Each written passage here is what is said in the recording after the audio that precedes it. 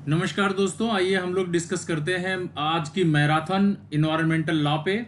और ये one shot complete video होगा। आपको यही वीडियो पूरा शुरू से लास्ट तक आप देखिएगा। आप हर क्वेश्चन आपको यहाँ से मैच करेगा और बेस्ट टू बेस्ट सोल्यूशन के साथ हम आपको ये टीच कर रहे हैं। ठीक है, ये जो आप टॉपिक देख रहे हैं फर्स्ट पेज पे, इकोलॉजिकल साइकिल और El Nino effect, ecological system, ozone depletion, acid rain, effect of plastic on environment, green house effect, Kyoto summit, ये ये सारे इंपॉर्टेंट क्वेश्चंस हैं शॉर्ट नोट्स के। ठीक है, शॉर्ट नोट्स में अगर इस तरह के क्वेश्चन आएंगे तो आप इजीली इसको अटेम्प्ट कर पाएंगे। ठीक है, वीडियो शुरू करने से पहले मैं आप लोगों से रिक्वेस्ट करना चाहूंगा कि जिन्होंने चैनल को सब्सक्राइब नहीं किया है प्लीज उस चैनल को सब्सक्राइब कर दें। ठीक है, और अपने दोस्तों को ज्यादा से ज्यादा शेयर करें जिससे इसका सब ज्यादा से ज्यादा लाभ उठा सकें। ठीक है, आइए हम लोग डिस्कस करते हैं इकोलॉजिकल साइकिल। देखिए, ecological cycle also known as a biogeochemical cycle, इसे बायोजियोकेमिकल साइकिल के नाम से भी जाना जाता है। They refer to the circulation of essential elements carbon, nitrogen, oxygen, water through living organism and the environment. हम सभी जानते हैं कि इसेंशियल एलिमेंट्स में हमारा कार्बन आता है। ठीक है, जो कार्बन डाइऑक्साइड के फॉर्म में हमें प्रेजेंट रहता है एटमॉस्फेयर में। कितना परसेंट होता है? 0.03%। ठीक है, नाइट्रोजन, नाइट्रोजन नाइट्रेट के रूप में होता है, दलहन वाली खेतों के लिए होता है, ये रूट्स में पाया जाता है जिसको नाइट्रोजन फिक्सेशन के लिए इंपॉर्टेंट होता है। और नाइट्रोजन हमारे एटमॉस्फेयर में 79% प्रेजेंट होती है। ठीक है, ऑक्सीजन, ऑक्सीजन 16% प्रेजेंट होती है हमारे एटमॉस्फेयर में। जितने जीव जंतु हैं सभी ऑक्सीजन पे ही डिपेंड होते हैं, without oxygen no survival. Water हमारा हाइड्रोजन के फॉर्म में भी प्रेजेंट है, H2O इसका केमिकल फार्मूलाज होता है। आप जानते हैं जब ओशन या रिवर या पॉन्ड्स के वाटर सरफेस गर्म होता है तब वेपोराइजेशन होता है, वाटर वेपोराइजेशन होता है तो पानी ऊपर उठता है। जब ऊपर उठ के जाके टेम्परेचर डाउन रहता है ऊपर का तो वहां पे कोल्ड हो जाता है पानी, मतलब जम जाता है वहां पे। फिर जमने के बाद उस रिएक्शन से कंडेंसेशन होता है। जब वो कंडेंसेशन होगा तो वापस प्रेसिपिटेशन के रूप में पानी हमारे अर्थ पे आता है। ठीक है, तो ये वाटर साइकिल कहलाती है, through the living organism and the environment. ठीक है, इसमें लिविंग ऑर्गेनिज्म और इन्वायरमेंट का दोनों का कॉम्बिनेशन होता है, उसे हम कहते हैं इकोलॉजिकल साइकिल। ठीक है, नेक्स्ट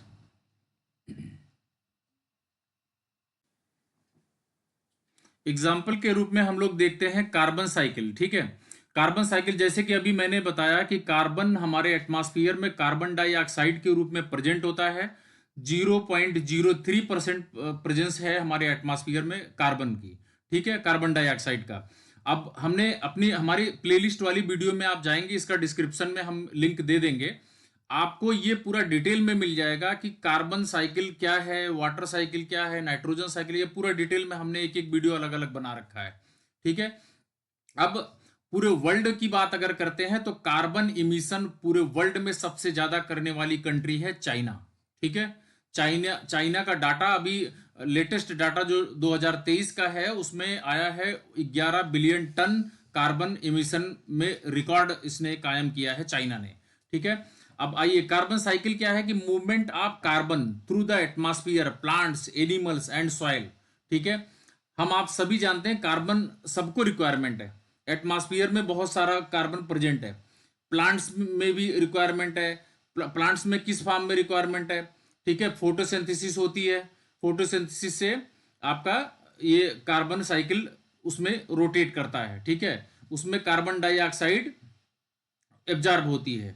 और एनिमल्स एंड सॉइल, आप नाइट्रोजन साइकिल में आइए। नाइट्रोजन साइकिल में nitrogen converted between its various chemical form. ठीक है, जैसे कि अभी मैंने बताया कि नाइट्रोजन नाइट्रेट के रूप में भी प्रेजेंट होती है। ठीक है, जो हमारे नाइट्रोजन फिक्सेशन के लिए काम आता है, जो दलहन वाली खेतें हैं उनके रूट्स में नाइट्रोजन फिक्सेशन होता है। ठीक है, वहां कंपलसरी होती है। एटमॉस्फेयर में ड्राई नाइट्रोजन के रूप में प्रेजेंट होता है, जिसे कंप्रेस्ड करके एयर कंप्रेसर के थ्रू जो हम टायर ट्यूब में हवा डालते हैं वो ड्राई नाइट्रोजन हवा डाली जाती है। ठीक है, तो वो भी एक बायोटिक और ए बायोटिक का कॉम्बिनेशन हो रहा है। ठीक है, यहाँ पे भी नाइट्रोजन साइकिल रिप्रेजेंट हो रही है। वाटर साइकिल, इवापोरेशन होता है, कंडेंसेशन होता है, प्रेसिपिटेशन होता है एंड रन ऑफ होता है। ये सारी प्रक्रिया में वाटर का ही इन्वॉल्वमेंट होता है। इवापोरेशन में जब वाटर सरफेस हीट होती है, गर्म होती है, वार्म होकर के जब वो इवापोरेट होती है, इवापोरेट होने के बाद ऊपर जाती है तो वहां कोल्ड होने के बाद कंडेंसेशन होता है, कंडेंसेशन से प्रेसिपिटेशन बारिश के रूप में धरती पे आती है। तो ये सारे पूरे साइकिल को ही वाटर साइकिल बोला जाता है। ठीक है, नेक्स्ट। अब अल नीनो इफेक्ट क्या होता है? अल नीनो बड़ा इंपॉर्टेंट कॉन्सेप्ट है, जो कि ये एक हमारे आपके लिए ऐसा लगता है बिल्कुल न्यू कॉन्सेप्ट है। इसमें एक अल नीनो होता है, एक लानीना होता है। ठीक है, हमारे सिलेबस में अल नीनो इफेक्ट दिया है, तो हम अल नीनो का डिस्कशन करेंगे। इसका जस्ट रिवर्स या अपोजिट होता है लानीना। ठीक है, आप इसका जो भी कॉन्सेप्ट हम बताने जा रहे हैं, इसी का उल्टा आप समझ लीजिएगा, लानीना है। अल नीनो इफेक्ट क्या होता है? El Nino is a climate pattern. ठीक है, ये क्लाइमेट पैटर्न है, एक ऐसा जलवायु चेंज करता है कि बिल्कुल अचानक में पूरा तांडव मचा देता है। ठीक है, that occurs due to warming of surface water in the central and eastern Pacific Ocean. Pacific Ocean की बात करते हैं। अगर पैसिफिक ओशन में जाते हैं, जहां पे हमारा साउथ अमेरिका और नॉर्थ अमेरिका कॉन्टिनेंट है, उसके ईस्ट में जाते हैं। ठीक है, वेस्ट में जाते हैं। वेस्ट में जाने के बाद आपको अल्नीनो का तांडव देखने को मिलता है। कहाँ पे? पेरुवियन कोस्ट पे, जो पेरू है उसकी जो कोस्टल एरिया है, वहां पे ये जनरेट होता है अल्नीनो। ठीक है, कैसे जनरेट होता है इसको देखिए। अब इसका बेसिक कॉन्सेप्ट समझिए कि इसको बोला जाता है चाइल्ड क्रिस्ट। अल्नीनो का दूसरा नाम है child Christ. Main main point आप नोट कीजिए। अल्नीनो का दूसरा नाम है चाइल्ड क्रिस्ट। ये कोरल ब्लीचिंग के लिए रिस्पॉन्सिबल होता है।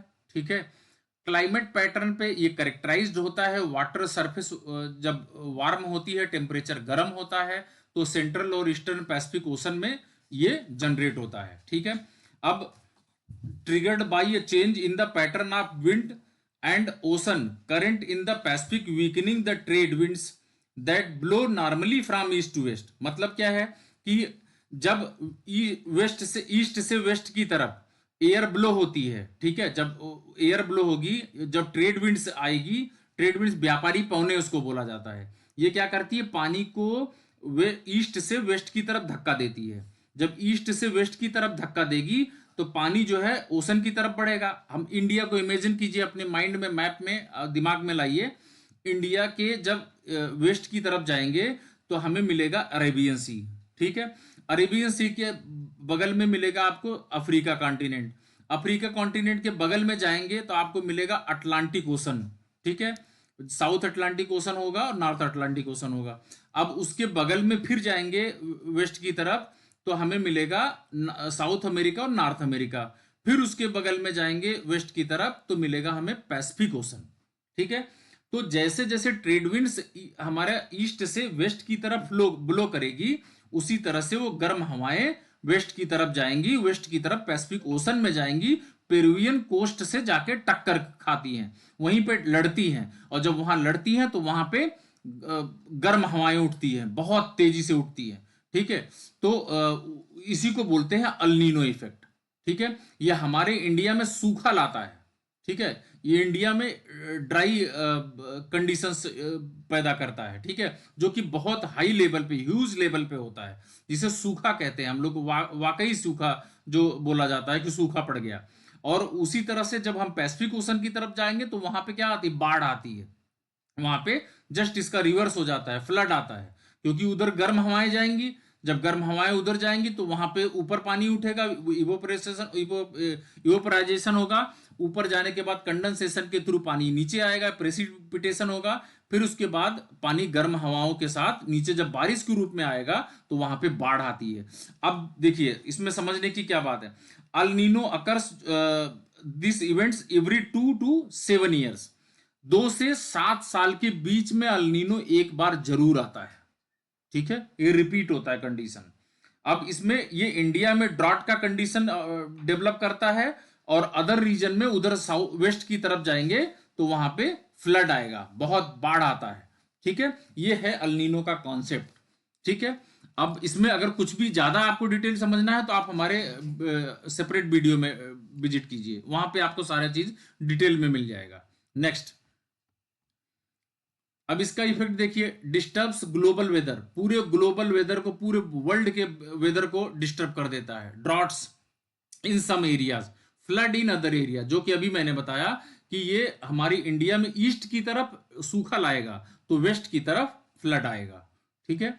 अल्टर्स मानसून इन इंडिया, ये मानसून, भारत में मानसून को पूरा बदल देता है, चेंज कर देता है, एकदम से ड्रास्टिक चेंज होता है। Affects marine ecosystems and fisheries. ठीक है। इसका इफेक्ट मैरीन इकोसिस्टम पे पड़ता है, जो समुद्री पारिस्थितिकी तंत्र है उस पे पड़ता है, फिशरीज पे पड़ता है। ठीक है। और हम लोग, हाँ, अब नेक्स्ट टॉपिक है हमारा, ये शॉर्ट नोट्स में आएंगे भैया, इसको एक एक चीज ध्यान से समझ लीजिएगा। ठीक है। बहुत ही इंपॉर्टेंट टॉपिक है, एग्जाम में जरूर देखने को मिलेगा। इकोलॉजिकल सिस्टम, ठीक है, जिसे इकोसिस्टम भी बोला जाता है। अब एक चीज समझिए, इसका दो फार्मूला है, एक है बायोटिक है प्लस एबायोटिक। मतलब क्या है? बायोटिक जैसे जीव जंतु हैं, एनिमल्स है, प्लांट्स है, ह्यूमन है, कोई भी चीज है मतलब जिसमें जीव हो, ठीक है, वो हो गया बायोटिक। अब एबायोटिक क्या होता है? जैसे वाटर है, सॉइल है, एयर है, ठीक है, इस तरह की कंडीशंस जो होती हैं, ये सारी चीजें एबायोटिक हो गई। जब बायोटिक का एबायोटिक से इंटरेक्शन होता है तो ये क्या बनाता है? इकोसिस्टम बनाता है।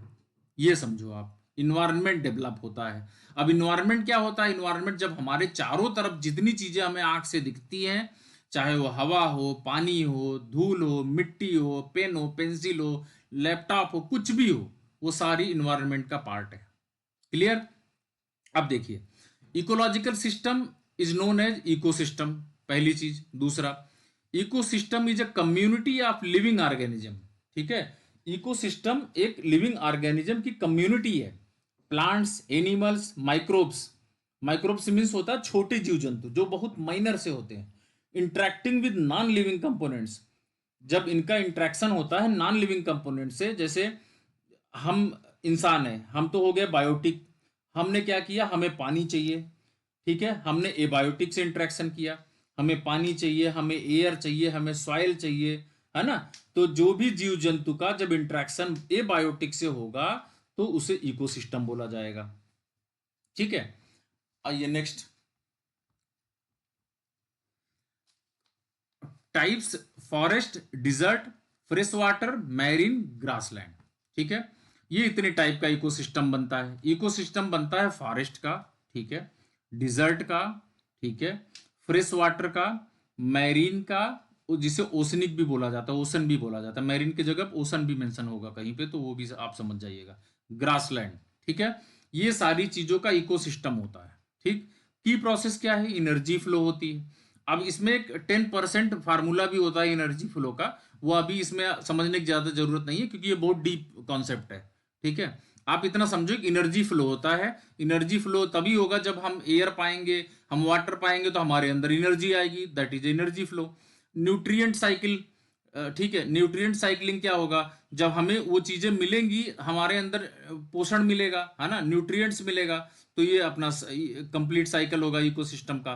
फूड वेव्स, फूड वेव्स क्या होता है? जिसे खाद्य जाल हिंदी में कहते हैं, खाद्य जाल। अब ये होता क्या है? फूड वेब कैसे बनता है? देखियो, जैसे ग्रास, मेढक क्या है? मेढक ग्रास ऊपर को खाता है, टिड्डे को, ठीक है, मेढक टिड्डे को खा जाता है, राइट। अब जो है मेढक टिड्डे को खाता है, और टिड्डा, मेढक को क्या कौन खाता है? सांप खा जाता है, ठीक है, सांप खा जाता है। अब कहीं इंसान भी सांप को खा जाता है, चाइना में, ठीक है, इंसान भी सांप को खा जाता है। अब इंसान मेढक को भी खा जाता होगा, ठीक है। अब इसी तरह से बकरी आई, बकरी, उसमें कुछ कोई ऐसा पेड़ पौधे पे या पत्तियों के जिक्र कर लिया, तो मतलब ऐसा जाल बन जाता है कि कौन किसको खा रहा है ये पता ही नहीं चलता। जैसे हम इंसान हैं, इंसान ओमनीवोरस भी होता है, हर्बीवोरस भी होता है, कार्निवोरस भी होता है, ठीक है। इंसान ही शाकाहारी भी है, मांसाहारी भी है, सर्वाहारी भी है, ठीक है। तो अब ये कह पाना मुश्किल है कि कौन हर्बीवोरस है, कौन कार्निवोरस है ना? तो उसी तरह से एक फूड वेब बन जाता है, इसे ये फूड वेब कहते हैं। ठीक है। Next, ozone depletion. अब ओजोन डिप्लेशन की बात करते हैं, जो कि बहुत इंपॉर्टेंट टॉपिक है, आपके शॉर्ट नोट्स में जरूर पूछा जा सकता है, क्योंकि पीछे हम देखो, जब हम इंपॉर्टेंट बोलते हैं तो इसका ये मतलब है हमने बड़ी रिसर्च करी है। ठीक है, हम बहुत रिसर्च करते हैं, 10 साल 15 साल के पेपर को एनालिसिस करते हैं, कौन सा ट्रेंड किस क्वेश्चन को ज्यादा पकड़ रहा है, कौन सा क्वेश्चन रिपीटेड है, कौन सा क्वेश्चन कितने साल फिर रिपीट हुआ है। पूरे ट्रेंड के साथ मैं दावा करता हूं कि हम जो पढ़ा रहे हैं, ये वन शॉट वीडियो में एक बार आप देख लीजिएगा ध्यान से, आप 100% छाप के चले आएंगे। ठीक है, सारा क्वेश्चन इसी में से आएगा, आपके सिलेबस के हिसाब से डिक्टो बना है। ठीक है, ozone depletion, ozone layer protects earth. ठीक है, ओजोन लेयर क्या करती है, हमारे पृथ्वी को प्रोटेक्ट करती है from harmful UV radiation. UV मतलब अल्ट्रावायलेट रेडिएशन से, जितनी हार्मफुल अल्ट्रावायलेट रेडिएशंस होती हैं उनसे बचाने के लिए ओजोन लेयर का उपयोग होता है। ओजोन लेयर हमें अर्थ को प्रोटेक्ट करती है। ठीक है, अब सीएफसी, सीएफसी का मतलब क्या है, क्लोरोफ्लोरोकार्बन्स। ये ऐसी गैसेस होती हैं जो हमारे एसी से निकलती हैं, हमारे रेफ्रिजरेटर से निकलती है। ऐसी चीज, ऐसी गैसेस हमारे इन्वायरमेंट के लिए बड़ी ही हार्मफुल होती हैं।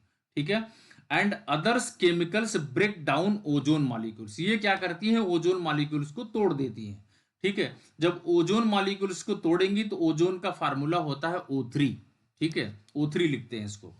अब ओजोन लेयर जब कटेगी तो पक्की बात है कि क्या होगा, अर्थ हीट होगा, बढ़ेगा, हीट बढ़ेगा, हीट बढ़ेगा तो उसी तरह से समस्याएं बढ़ेंगी, है ना। अब देखिए, ओजोन डिप्लीशन में अर्थ में हमारे 5 लेयर होती है। ठीक है, 4 से 5 लेयर, कहीं कहीं 4 लेयर मेंशन होता है, कहीं 5 लेयर, समझिए आप।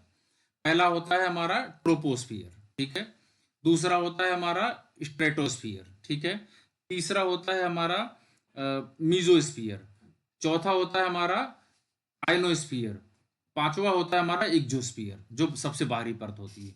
तो जो ओजोन लेयर का वो होता है, ओजोन डिप्लीशन जो होता है वो हमारे स्ट्रेटोस्फियर में होती है। यानी स्ट्रेटोस्फियर कहाँ होगी, 15 से 30 किलोमीटर ऊपर, हमारे अर्थ से 15 से 30 किलोमीटर ऊपर तक हमें स्ट्रेटोस्फियर लेयर देखने को मिलती है।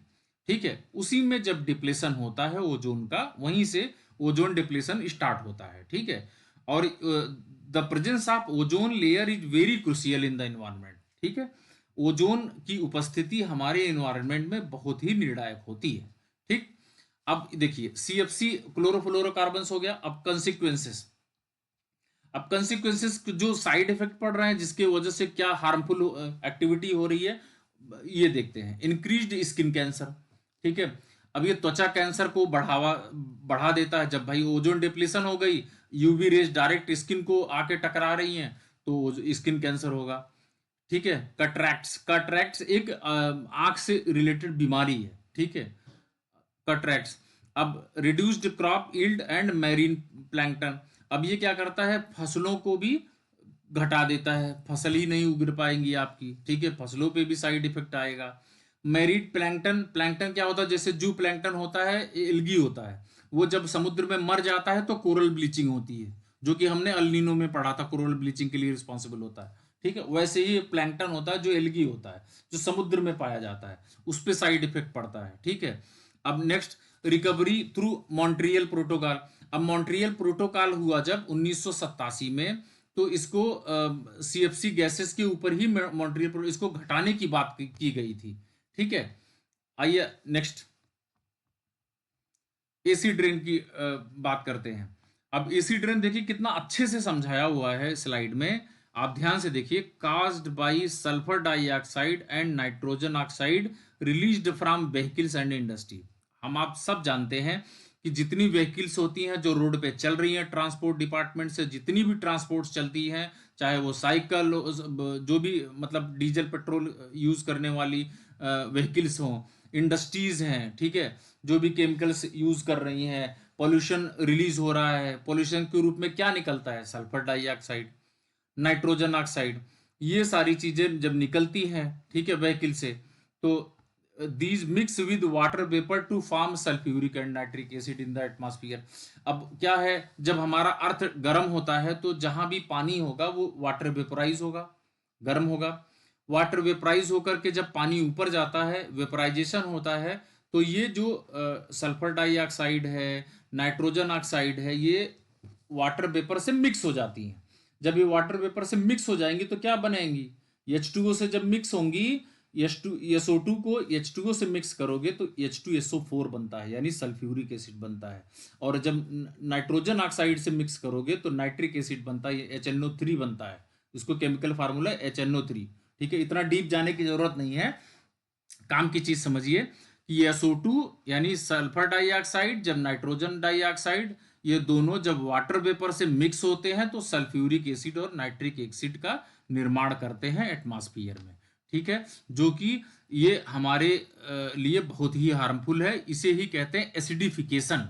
ठीक है, ये एसिडिफिकेशन ऑफ इकोसिस्टम इसको बोला जाता है। ठीक है, तो जब ये गर्म होकर के जब ये नीचे आती हैं, जब पानी बारिश के रूप में, एसिड रेन जिसको बोला जाता है, ये सल्फ्यूरिक एसिड, नाइट्रिक एसिड जब बारिश के रूप में धरती पे गिरती हैं तो ये बहुत ही साइड इफेक्ट देती है, बहुत हार्मफुल होती है। ठीक है, और हम आप सभी जानते हैं कि जैसे बोला गया है कि ताजमहल का कलर डल क्यों हो रहा है, कलर फीका क्यों पड़ रहा है? Due to sulphuric acid and nitric acid, that is acid rain. ठीक है, एसिड रेन की वजह से ताजमहल का रंग फीका पड़ रहा है। ठीक है, नेक्स्ट, अब इसका इफेक्ट देखिए, डैमेजेस क्रॉप्स, फसल को नष्ट कर देता है। ठीक है, एक्वाटिक लाइफ, जो जलीय जीव हैं उनको पूरी तरह से नष्ट कर देता है। मोन्यूमेंट्स, ताजमहल की अभी मैंने जिक्र किया, ताजमहल का कलर फीका हो जा रहा है। ठीक है, एसिडिफाइज सॉयल एंड वाटर बॉडीज, ठीक, सबको एसिडिक कर देता है। एसिडिक मतलब बिलो 7 pH हो जाता है।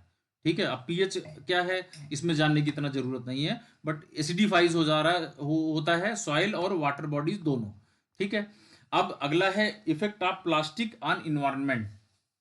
अब देखिए, ये पहला ही पॉइंट दिया है, नॉन बायोडिग्रेडेबल, इसका मतलब होता है जो कभी नष्ट नहीं हो सकता।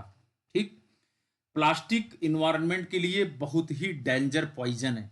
ठीक है, इसको ये समझिए, बहुत ही खतरनाक ये जहर है हमारी इन्वायरमेंट के लिए।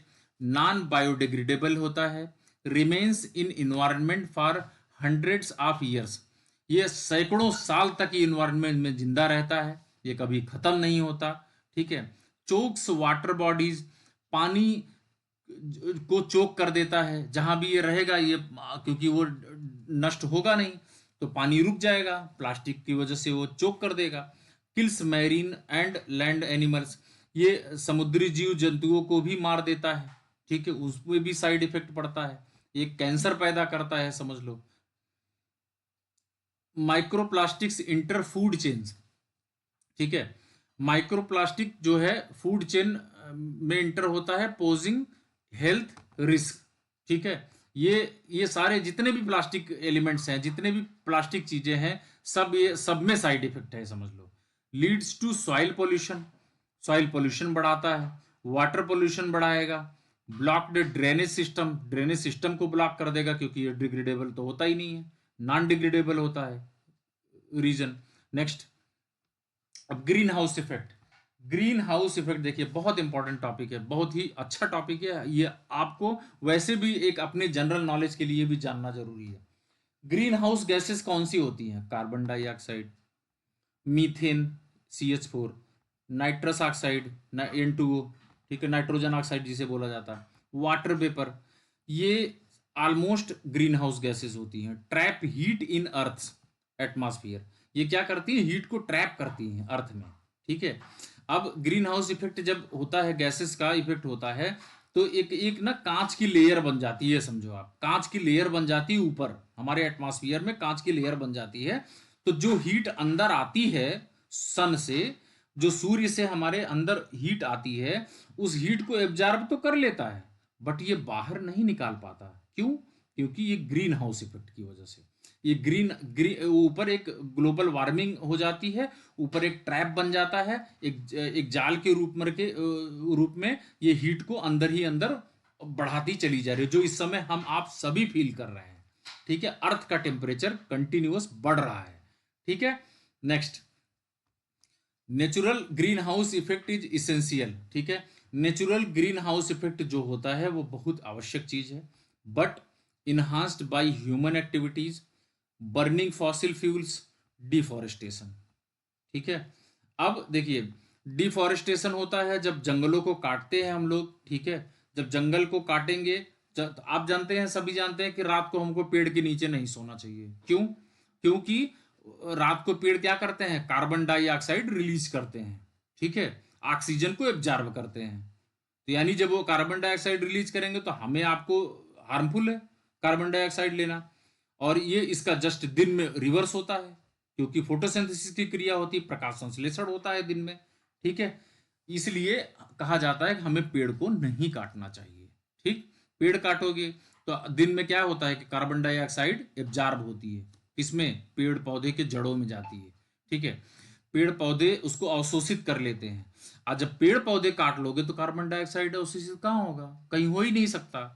जब वो नहीं हो पाएगा तो ये ग्लोबल वार्मिंग के लिए रिस्पॉन्सिबल हो जाएंगे, ग्रीन हाउस इफेक्ट पे साइड इफेक्ट डालेंगे, है ना। तो हमारे एटमॉस्फेयर का टेम्परेचर डे बाय डे बढ़ता जा रहा है उसी वजह से, डिफॉरेस्टेशन की वजह से।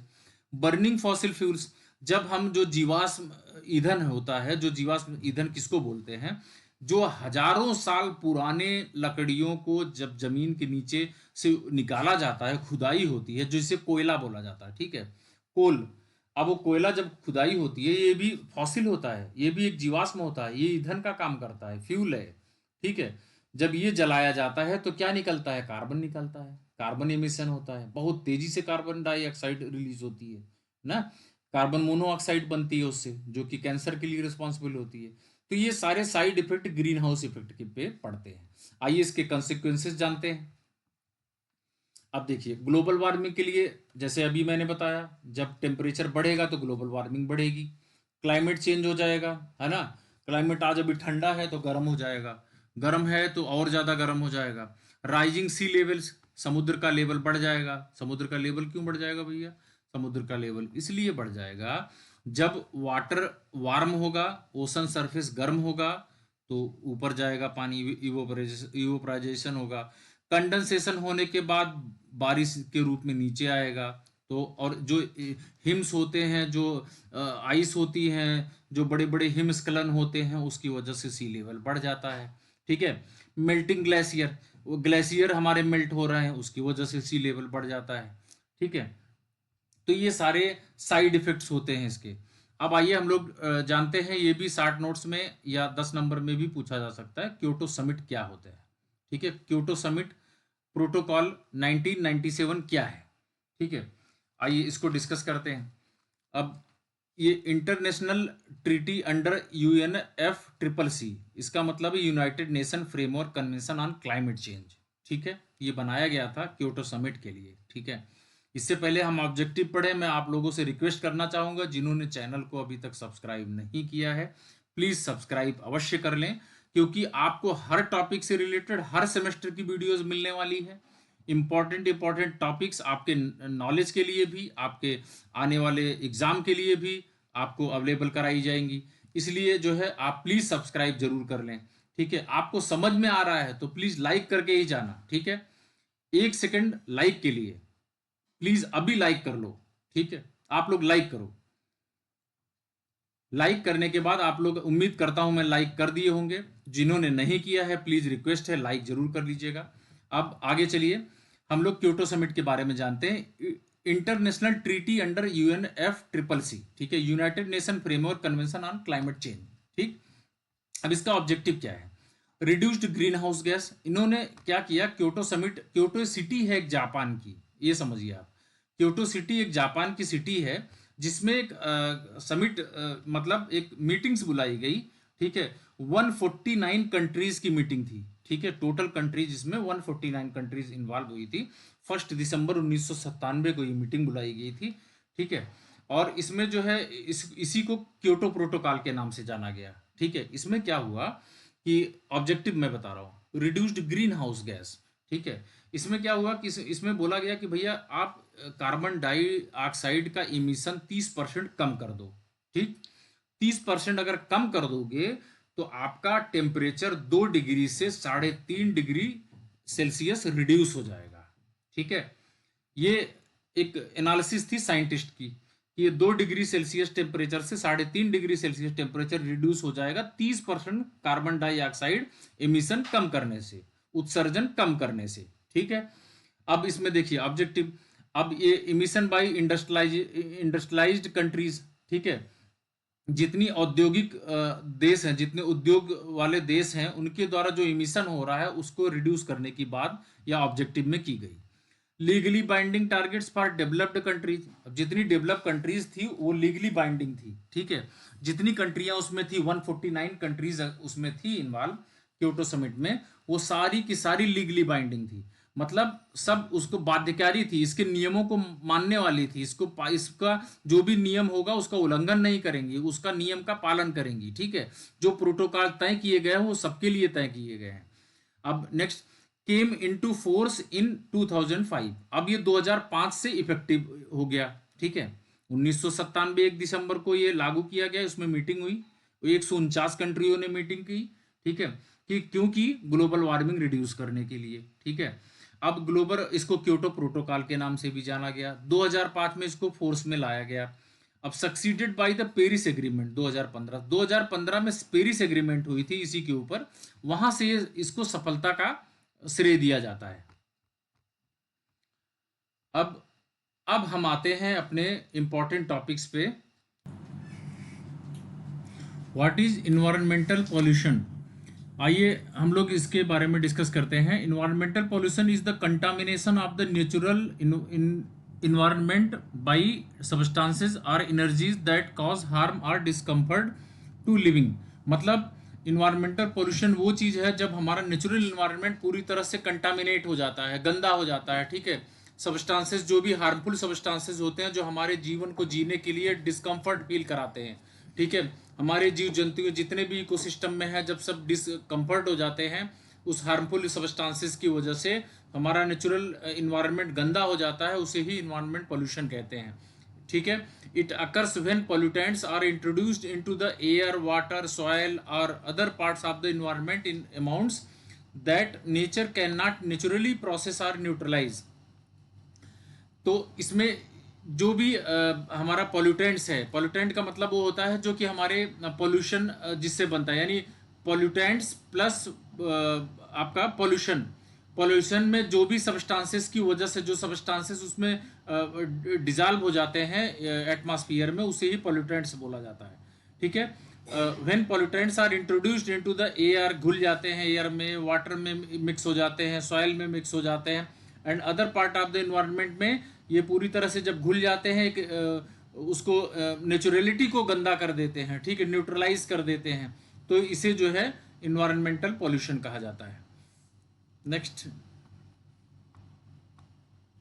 Types of environmental pollution. अब ये कितने टाइप का होता है देखिए। अब एयर पॉल्यूशन की बात करते हैं। Air pollution caused bye smoke, dust, gases like carbon monoxide, sulphur dioxide, जो कि आप जानते हैं कार्बन मोनोऑक्साइड, सल्फर डाइऑक्साइड, ये सारी इंडस्ट्रियल गैसेस हैं। ठीक है, जो एटमॉस्फेयर में रिलीज हो रही हैं, एयर को पोल्यूट कर रही हैं, और फ्रॉम व्हीकल से निकलती हैं, फैक्ट्रीज से निकलती हैं, बर्निंग फॉसिल फ्यूल से निकलती हैं, कोयला जलाया जाता है, डीजल पेट्रोल बर्न हो रहा है, तो उसकी वजह से जो स्मोक एटमॉस्फेयर में गंदा कर रहा है इन्वायरमेंट को, उसे ही एयर पॉल्यूशन कहा जाता है। वाटर पॉल्यूशन की बात करते हैं तो caused by dumping industrial waste, sewage and chemicals into the rivers, lakes and ocean. जब गंदे चीज़ों का, जैसे चमड़े की फैक्ट्री चल रही है या इस तरीके से गंदे गंदे चीज़ें जो जाके हमारे पानी में, फ्रेश वाटर में मिक्स हो रही है, सीवर्स की लाइन मिक्स हो जा रही है, वेस्ट वाटर मिक्स हो जा रहा है, केमिकल्स बहुत सारे रिवर्स में मिल रहे हैं, लेक्स में मिल रहे हैं, ओशंस में मिल रहे हैं, तो वो वाटर को पोल्यूट कर देती हैं। That is known as water pollution. Soil pollution की बात करते हैं तो result from the use of pesticide, जो हम लोग पेस्टिसाइड यूज कर रहे हैं, इंसेक्टिसाइड यूज कर रहे हैं, जो हम अपने केमिकल फर्टिलाइजर्स को बढ़ावा देते हैं हम लोग खेतों में, मिट्टियों में, उसे ही रिड्यूस करने के लिए हमारे प्रधानमंत्री माननीय नरेंद्र मोदी जी ने एक स्कीम चलाई थी जिसे पीएम प्रणाम स्कीम बोला गया। ये 23 जून 2023 को ही लॉन्च हुई थी। ठीक है, 28 जून 2023 को लॉन्च हुई थी, और ये पीएम प्रणाम स्कीम थी जो कि केमिकल फर्टिलाइजर्स को रिड्यूस करके ऑर्गेनिक फर्टिलाइजर का इस्तेमाल करना, ठीक है, तो वो सॉइल पोल्यूशन को कम करेगा, ठीक है। अब इसमें जैसे डिफॉरेस्टेशन है, पेड़ की कटाई हो जाती है, पेस्टिसाइड का इस्तेमाल कर रहे हैं, इंडस्ट्रियल वेस्ट जो है हम मिट्टी में मिला रहे हैं, तो वो सारी चीजें पोल्यूट कर रही हैं मिट्टी को। नेक्स्ट, नॉइस पोल्यूशन की बात करते हैं। एक्सेसिव साउंड, जो हम लोग हमारा जो नॉर्मल साउंड होता है, जो ऑडिबल साउंड होता है वो 85 डेसिबल होता है, ठीक है। 85 डेसिबल से ज़्यादा हम लोग नहीं सुन सकते।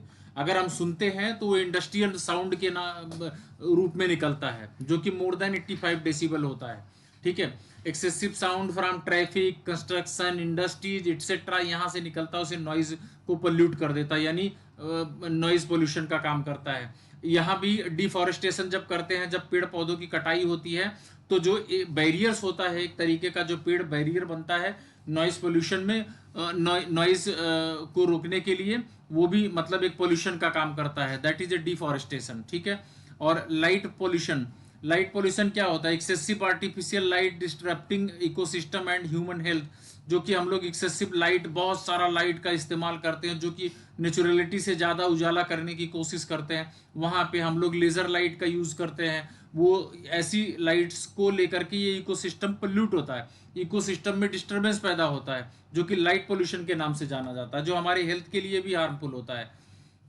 Next, thermal pollution, discharge of heated water, ठीक है, जब गर्म पानी डिस्चार्ज होता है, air into the environment from the industrial process, industrial process जब इन्वायरमेंट में एयर का इन्वॉल्वमेंट होता है, डिस्चार्ज होता है, तो वो सब थर्मल पोल्यूशन के नाम से जाना जाता है। अब इसका इफेक्ट क्या है पोल्यूशन का, ये जानते हैं। Harms human health, example respiratory disease, cancer, ये कंसिक्वेंसेस है जो कि हमारे ह्यूमन हेल्थ के लिए बहुत ही हार्मफुल होता है। रेस्पिरेटरी, जो सांस लेने वाली बीमारी पैदा हो जाती है, रोग पैदा हो जाते हैं, कैंसर पैदा हो जाता है, डैमेजेज इकोसिस्टम एंड बायोडाइवर्सिटी, ये पारिस्थितिकी तंत्र को डैमेज कर रही हैं, इकोसिस्टम को डैमेज कर रहा है, बायोडाइवर्सिटी हमारी जो कि जैव विविधता है जिसको हिंदी में बोलते हैं, उसको डैमेज कर रहे हैं। कंट्रीब्यूट्स टू क्लाइमेट चेंज, ये हमारे क्लाइमेट चेंज का एक हिस्सा, कंट्रीब्यूशन का काम करती हैं। ये सारे पोल्यूशन की वजह से हमारा क्लाइमेट चेंज हो जाता है, बिना मौसम के मौसम बदल जाता है, ठीक है। रिड्यूसेस क्वालिटी ऑफ लाइफ, हमारे जीवन की क्वालिटी बदल जा रही है पोल्यूशन की वजह से, जिससे 100 साल जीना है वो 50 साल में ही टपक जा रहा है। तो प्रिवेंशन, रिड्यूसिंग, प्रिवेंशन, अब इसमें बचाव क्या है? रिड्यूसिंग वेस्ट, कम से कम वेस्ट का इस्तेमाल करो। यूजिंग क्लीन एनर्जी सोर्सेस, ठीक है, क्लीन एनर्जी सोर्स का इस्तेमाल करो। आप लोग अभी सस्टेनेबल डेवलपमेंट गोल्स में पढ़ोगे तो 6वां नंबर का SDG है, क्लीन एनर्जी एंड सैनिटेशन, ठीक है, यहाँ भी उसका जिक्र है। यूजिंग क्लीन एनर्जी सोर्सेज का इस्तेमाल करो। रिसाइकलिंग एंड रीयूजिंग, ठीक है, कोई भी चीज़ है उसको रिसाइकल करके उसको रीयूज में लाओ, ठीक है, ये प्रिवेंशन का काम करता है, ठीक है। अब और बाकी इसमें enforcing environmental law and awareness campaign, ठीक है। और एयर पोल्यूशन की बात करते हैं। Sources, emissions from vehicles and factories, burning of fossil fuels, coal, oil, gas, wild life and dust storms. अब इसमें बात करते हैं, व्हीकल है, फैक्ट्री है, इनसे जो इमिशन होता है, जो गैसें हार्मफुल निकलती हैं, जो बर्निंग फ्यूल्स होते हैं, जो हमारे फॉसिल्स होते हैं, जो कोयला है, इस तरह से जलाए जाते हैं, उसका कार्बन मोनोऑक्साइड के रूप में वो एटमॉस्फेयर में मिक्स हो रही हैं, कोल के रूप में मिक्स हो रही है, ऑयल निकल रहा है, गैस है, इन सबको जलाया जाता है, तो इससे एयर पोल्यूशन बढ़ता है, ठीक है, जो कि डस्ट स्टॉर्म का काम करती है, एक धूल भरी आंधी जिसे बोला जाता है, ठीक है। Use of aerosols and industrial chemicals, इनका भी इस्तेमाल होता है, तो एयर पोल्यूशन का काम होता है। अब कंसिक्वेंसेस की बात करते हैं। Respiratory disease like asthma and bronchitis, ठीक है। अब ये रेस्पिरेटरी डिजीज माने श्वसन रोग में जैसे अस्थमा हो जाता है, ब्रोंकाइटिस मतलब फेफड़े से संबंधित बीमारी हो जाती है, सांस लेने में दिक्कतें आती है। Global warming and climate change, global warming होगा तो क्लाइमेट चेंज होगा। Acid rain damaging crops, acid rain की वजह से क्रॉप्स जो है फसल डैमेज हो रहे हैं, डिस्टर्ब हो जाते हैं, बिल्डिंगें डल होती जा रही हैं, गिरती जा रही हैं, ओजोन लेयर डिप्लेशन हो रहा है, जो कि कैंसर का रीजन बन रहा है, ठीक है। वाटर पोल्यूशन की बात करते हैं। इसमें सोर्सेस क्या हैं? Industrial waste and chemicals dumped into the water bodies, ठीक है। इसमें जो भी इंडस्ट्रियल वेस्टेज है, केमिकल्स है, जब वाटर बॉडीज में मिला दिया जाता है, जैसे सीवरेज की लाइन है उसको खोल दिया गया, फ्रेश वाटर को मिक्स कर दिया गया। इस तरीके से जो भी एक्टिविटी हो रही है वो सारा हमारा इसमें इंडस्ट्रियल पोल्यूशन का काम करता है, ठीक है, जो कि आप कह सकते हो वाटर पोल्यूशन, ठीक है। सीवेज एंड डोमेस्टिक वाटर को फ्रेश वाटर में मिक्स कर देना, ऑयल स्पिल्स को मिक्स कर देना, तो ये सारी चीजें जो है वाटर पोल्यूट कर देती है, ठीक है। Agricultural runoff containing fertilisers and pesticide, ठीक है। एग्रीकल्चरल की वजह से भी फर्टिलाइजर्स, केमिकल फर्टिलाइजर का इस्तेमाल करते हैं, पेस्टिसाइड्स का इस्तेमाल करते हैं, इंसेक्टिसाइड का इस्तेमाल करते हैं, जिससे हमारा सॉइल पोल्यूशन भी बढ़ जाता है। ये भी एक रीजन बन जाता है, ठीक है। अब कंसिक्वेंसेस की बात करते हैं। Water borne disease like cholera and dysentery. Cholera क्या होता है, जिसे हिंदी में हैजा बोलते हैं, ठीक है। डिसेंट्री क्या होता है, जिसे पेचिस पड़ने लगती है, ठीक है। जब वाटर बॉर्न डिजीज होता है, जब ये वाटर कंटामिनेट हो जाता है, पानी गंदा हो जाता है, पोल्यूट हो जाता है, ठीक है, फूड कंटामिनेटेड हो जाते हैं, फाउलिंग वाटर का इस्तेमाल, पानी दूषित हो जाता है, इस तरीके से जो वाटर बॉर्न डिजीज पैदा होती है उसे कॉलरा और डिसेंट्री कहते हैं। ये इसका एक हार्मफुल और साइड इफेक्ट है। डेथ ऑफ एक्वाटिक लाइफ, ठीक है, जो जलीय जीव हैं उनकी डेथ हो जाती है। कंटामिनेशन ऑफ ड्रिंकिंग वाटर है, ठीक है, पीने वाला पानी दूषित हो जाता है, ठीक है, ये सब का कारण बनता है। डिसरप्शन ऑफ एक्वाटिक इकोसिस्टम है। अब सॉइल पोल्यूशन की बात करते हैं, सोर्सेस की बात करते हैं। सोर्सेस कौन से होते हैं? Soil pollution, excessive use of pesticide and fertiliser, जिसके अगेंस्ट में हमारे माननीय प्रधानमंत्री जी ने एक पीएम प्रणाम स्कीम जारी की थी 28 जून 2023 को। उसका एग्जाम्पल बन सकता है, ठीक है। वो केमिकल फर्टिलाइजर को घटा के ऑर्गेनिक फर्टिलाइजर का ज़्यादा इस्तेमाल करना एग्रीकल्चर में, यही पीएम प्रणाम स्कीम कहलाती है। Excessive use of pesticide and fertiliser, जब हम पेस्टिसाइड का बहुत ज़्यादा इस्तेमाल करने लगते हैं, पेस्टिसाइड फर्टिलाइजर का इस्तेमाल करने लगते हैं, इंसेक्टिसाइड का इस्तेमाल करने लगते हैं, तो ये सॉइल पोल्यूशन जनरेट करता है। Dumping of industrial and household waste, ठीक है, हम लोग कूड़ा करकट शहर के निकाल के ले जाते हैं, खेतों में डाल देते हैं, ऐसे एटमॉस्फियर में डाल देते हैं, इन्वायरमेंट में डाल देते हैं, जिससे सॉइल पोल्यूशन क्रिएट हो जाता है। डिफॉरेस्टेशन करते हैं हम लोग, पेड़ पौधों की कटाई कर देते हैं, जो कि सॉइल पोल्यूशन का, माइनिंग वहाँ कर देंगे, वहाँ फैक्ट्री बनाने लगेंगे, इस तरीके से हम लोग सॉइल पोल्यूशन को जनरेट कर रहे हैं। Mining activities, leakage from landfills, ये सारी चीज़ें इसके सॉइल पोल्यूशन के लिए रिस्पॉन्सिबल होती हैं। अब इससे कंसिक्वेंसेस क्या क्या होते हैं, देखिए। रिड्यूस्ड सॉइल फर्टिलिटी, जो मृदा की क्या बोलते हैं, फर्टिलिटी है, जो उसकी क्षमता है जो अनाज पैदा करने की, वो रिड्यूस हो जाती है। Contaminated crops and food chain, जो फसल है वो दूषित हो रहे हैं, फूड चेन दूषित हो रहा है। हार्म टू सॉइल ऑर्गेनिज्म, ठीक है, जो मिट्टी के ऑर्गेनिज्म है, जो जैसे वो केचुआ है, केचुआ जो उसका किसान का एक जो बोला जाता है खेतों का एक राजा कहलाता है ना, उसकी वजह से फर्टिलाइजर्स का, एक ऑर्गेनिक फर्टिलाइजर्स का बहुत अहम रोल होता है केचुए का, ठीक है। वो भी नष्ट हो जाते हैं, उसको हार्मफुल नुकसान पहुंचता है। डिजर्टिफिकेशन होता है, जब जो है पेड़ पौधों को काट के रेगिस्तान बना दिया जाता है, ठीक है, तो ये सब उसके लिए रिस्पॉन्सिबल हो जाता है। अब नॉइज पोल्यूशन की बात करते हैं। यहाँ पे सोर्स, क्या रिसोर्सेस हैं, क्या सोर्स है इसका नॉइज पोल्यूशन का? Traffic, airplanes, trains, construction activity. भैया जब डिफॉरेस्टेशन करोगे, पेड़ पौधों को काटोगे, नीचे प्रकृति के साथ खिलवाड़ करोगे, तो ये सारी चीजें पैदा होना स्वाभाविक है, ठीक है। ट्रैफिक बढ़ जाएगा, गाड़ियां दुनिया भर की, हर एक इंसान चलने वाला 4 व्हीलर से चल रहा है, एरोप्लेन से चलने की कोशिश की जा रही है, जेट एयरवेज सब लोग रख रहे हैं, सब लोग जेट एयर जेट रख रहे हैं, प्राइवेट जेट रखा जा रहा है, ट्रेन हो गई हैं, अब कुछ दिन में प्राइवेट ट्रेनें भी चलने लगेंगी। कंस्ट्रक्शन एक्टिविटीज है, ये सारी एक्टिविटीज किसके लिए रिस्पॉन्सिबल है भैया? इसी के लिए रिस्पॉन्सिबल, नॉइज पोल्यूशन के लिए। लाउड स्पीकर है, इंडस्ट्रीज है, मशीनरी है, डे बाई डे बढ़ रहा है, उसमें प्रोग्रेस कर रही है, डेवलप करने की कोशिश की जा रही है, तो ये सारा नॉइज पोल्यूशन। हर चीज एकदम से शुद्ध तो मिलेगा नहीं, जब उसमें आप प्रकृति के साथ जब उसमें बढ़ावा करोगे, प्रोग्रेस करने की बात करोगे, तो उसका साइड इफेक्ट भी आएगा। कंसिक्वेंसेस की बात करते हैं। अब consequences, hearing loss and distress, ठीक है, और कम सुनाई पड़ने लगेगा, मानसिक तनाव बन जाएगा, स्लीप डिस्टर्बेंस, सोने में नींद नहीं आएगी आपको, बिहेवियर इश्यूज इन एनिमल्स, आपके व्यवहार में, जीव जंतुओं के व्यवहार में कमी आने लगेगी। रिड्यूस्ड प्रोडक्टिविटी, जो प्रोडक्टिविटी है, जो उत्पादक क्षमता है, वो घटने लगेगी, ठीक है। ये सारी कंसिक्वेंसेस होते हैं इसके। अब लाइट पोल्यूशन की बात करते हैं, सोर्सेज की बात करते हैं। स्ट्रीट लाइट्स बढ़ जा रही है, एक की जगह चार चार लाइटें लगाई जा रही है। एडवर्टाइजिंग बोर्ड्स में लाइटों का फिट किया जा रहा है। एक्सेसिव इंडोर में लाइटों का इस्तेमाल किया जा रहा है। आउटडोर लाइटिंग का इस्तेमाल किया जा रहा है। इंडस्ट्रियल लाइटिंग का इस्तेमाल किया जा रहा है। अब कंसिक्वेंसेस की बात कर रहे हैं। Disruption of ecosystem, specially nocturnal animal. Nocturnal animal वो होते हैं जो रात्रिचर जंतु कहलाते हैं, जो रात्र में चलते हैं। जैसे आप आउल हो गया, ठीक है, और ये उल्लू जिसे बोलते हैं, ठीक है, ये सब नॉक्टर्नल एनिमल होते हैं। ये इनका इकोसिस्टम का डिस्टरबेंस हो रहा है, डिसरप्शन हो रहा है, ठीक है।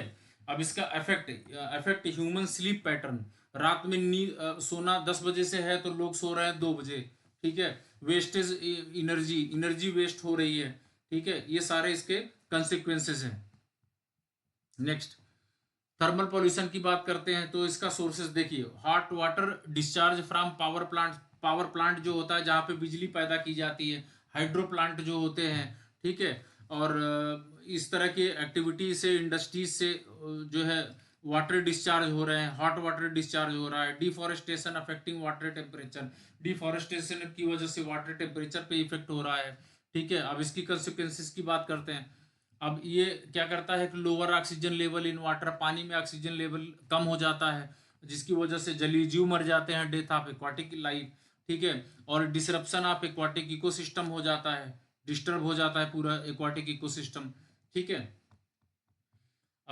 अब देखिए हमारा टॉपिक चेंज हुआ। अब ancient Indian philosophy relating to the environmental protection, ये भी अलग से क्वेश्चन बनता है, ठीक है। ये अलग से क्वेश्चन बनता है भैया। जो हमने अभी इन्वायरमेंटल पोल्यूशन की बात की, वो भी अलग से क्वेश्चन बनता है उसको भी, और शॉर्ट नोट्स भी ऊपर हमने जो दिया वो भी अलग से क्वेश्चन बनता है। एक एक चीज बिल्कुल रट्टा मार लो भैया, दिल दिमाग अपने भेजे में उतार लो, किसी भी तरह से कॉपी कलम लेके बैठो, वन शॉट में वीडियो खत्म करो, दोबारा रिपीट करो, तिबारा रिपीट करो, एग्जाम से पहले जाके पूरा एकदम मेंटली प्रिपेयर्ड हो जाओ, ठीक है। आइए डिस्कस करते हैं। Ancient Indian philosophy deeply respects nature and emphasise.